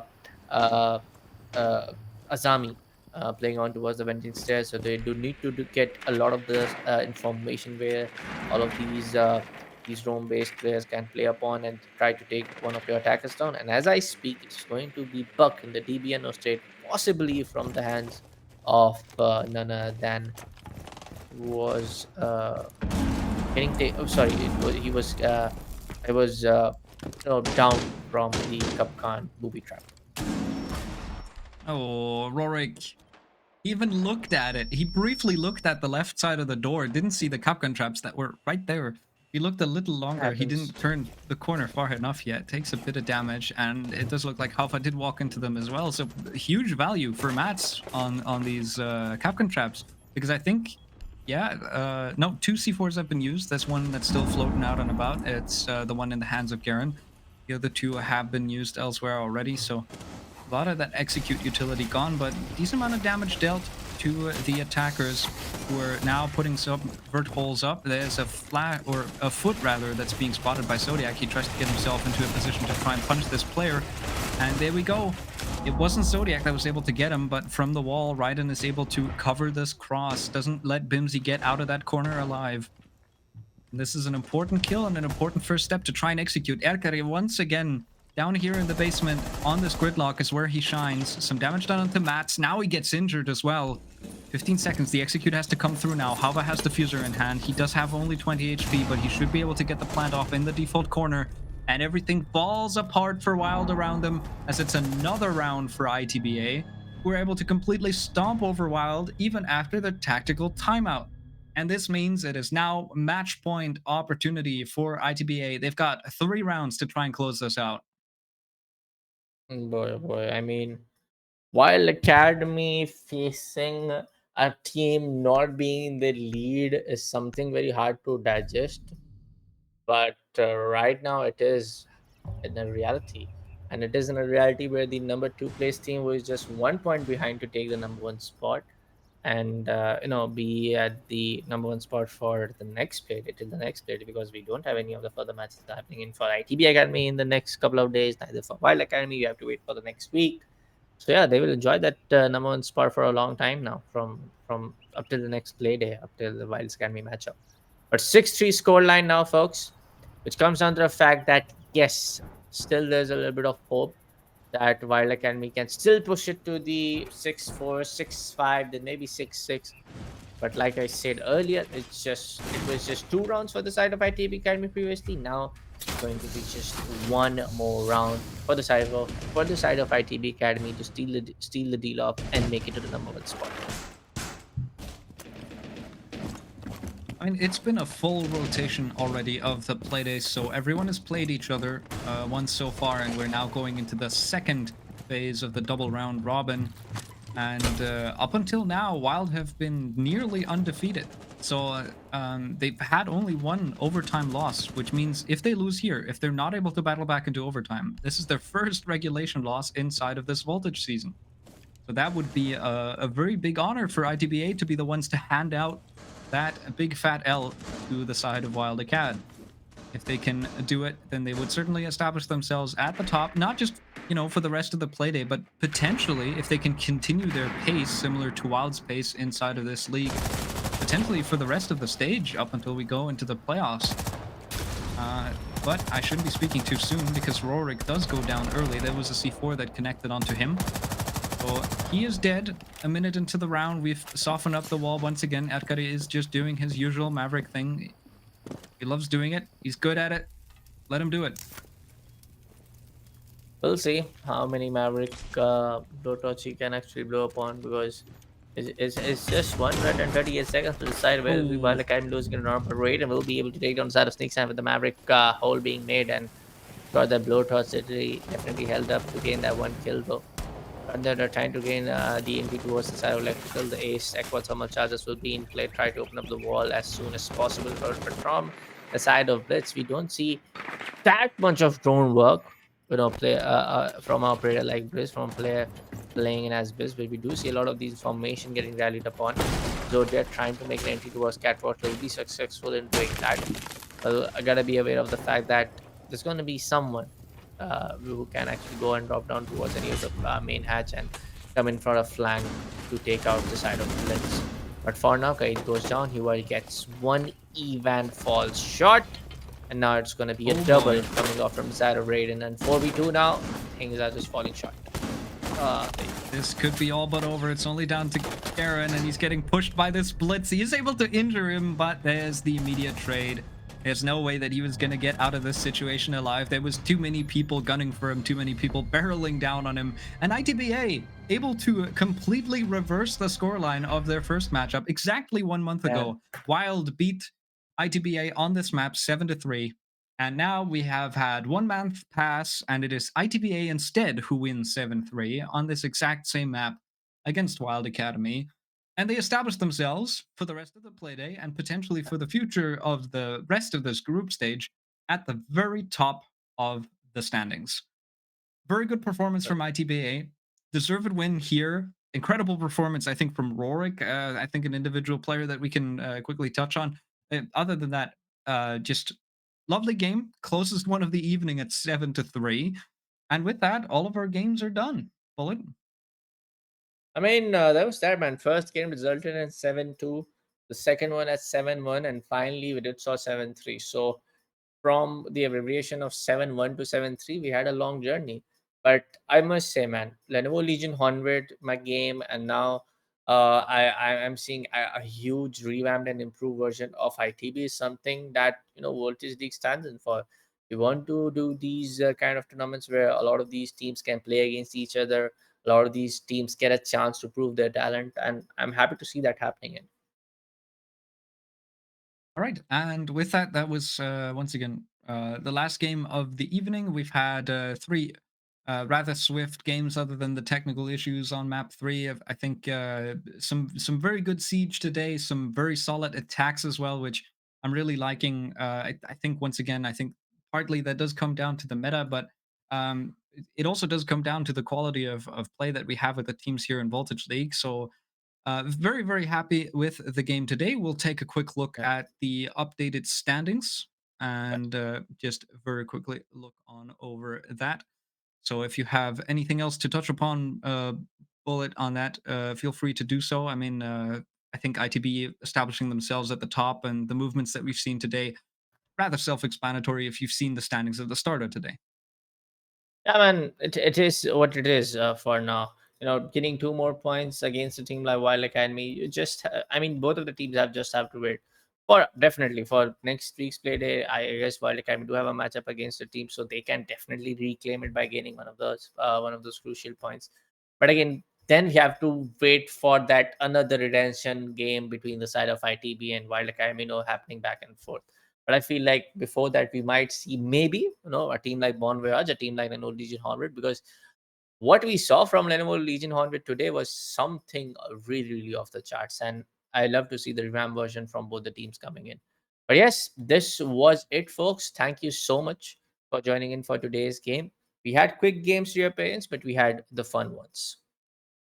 Yeah, we definitely did. I mean, all of these games fun to cast, fun to watch, a blast to be witnessing, and very, very surprised because the entire like standings, everything that we saw just now, even the updated ones, it is neck and neck. These players and these teams, especially toward the bottom, are really not that far apart from one another. And despite that, we have such decisive matchups. We don't have like 15-round slogs every single time.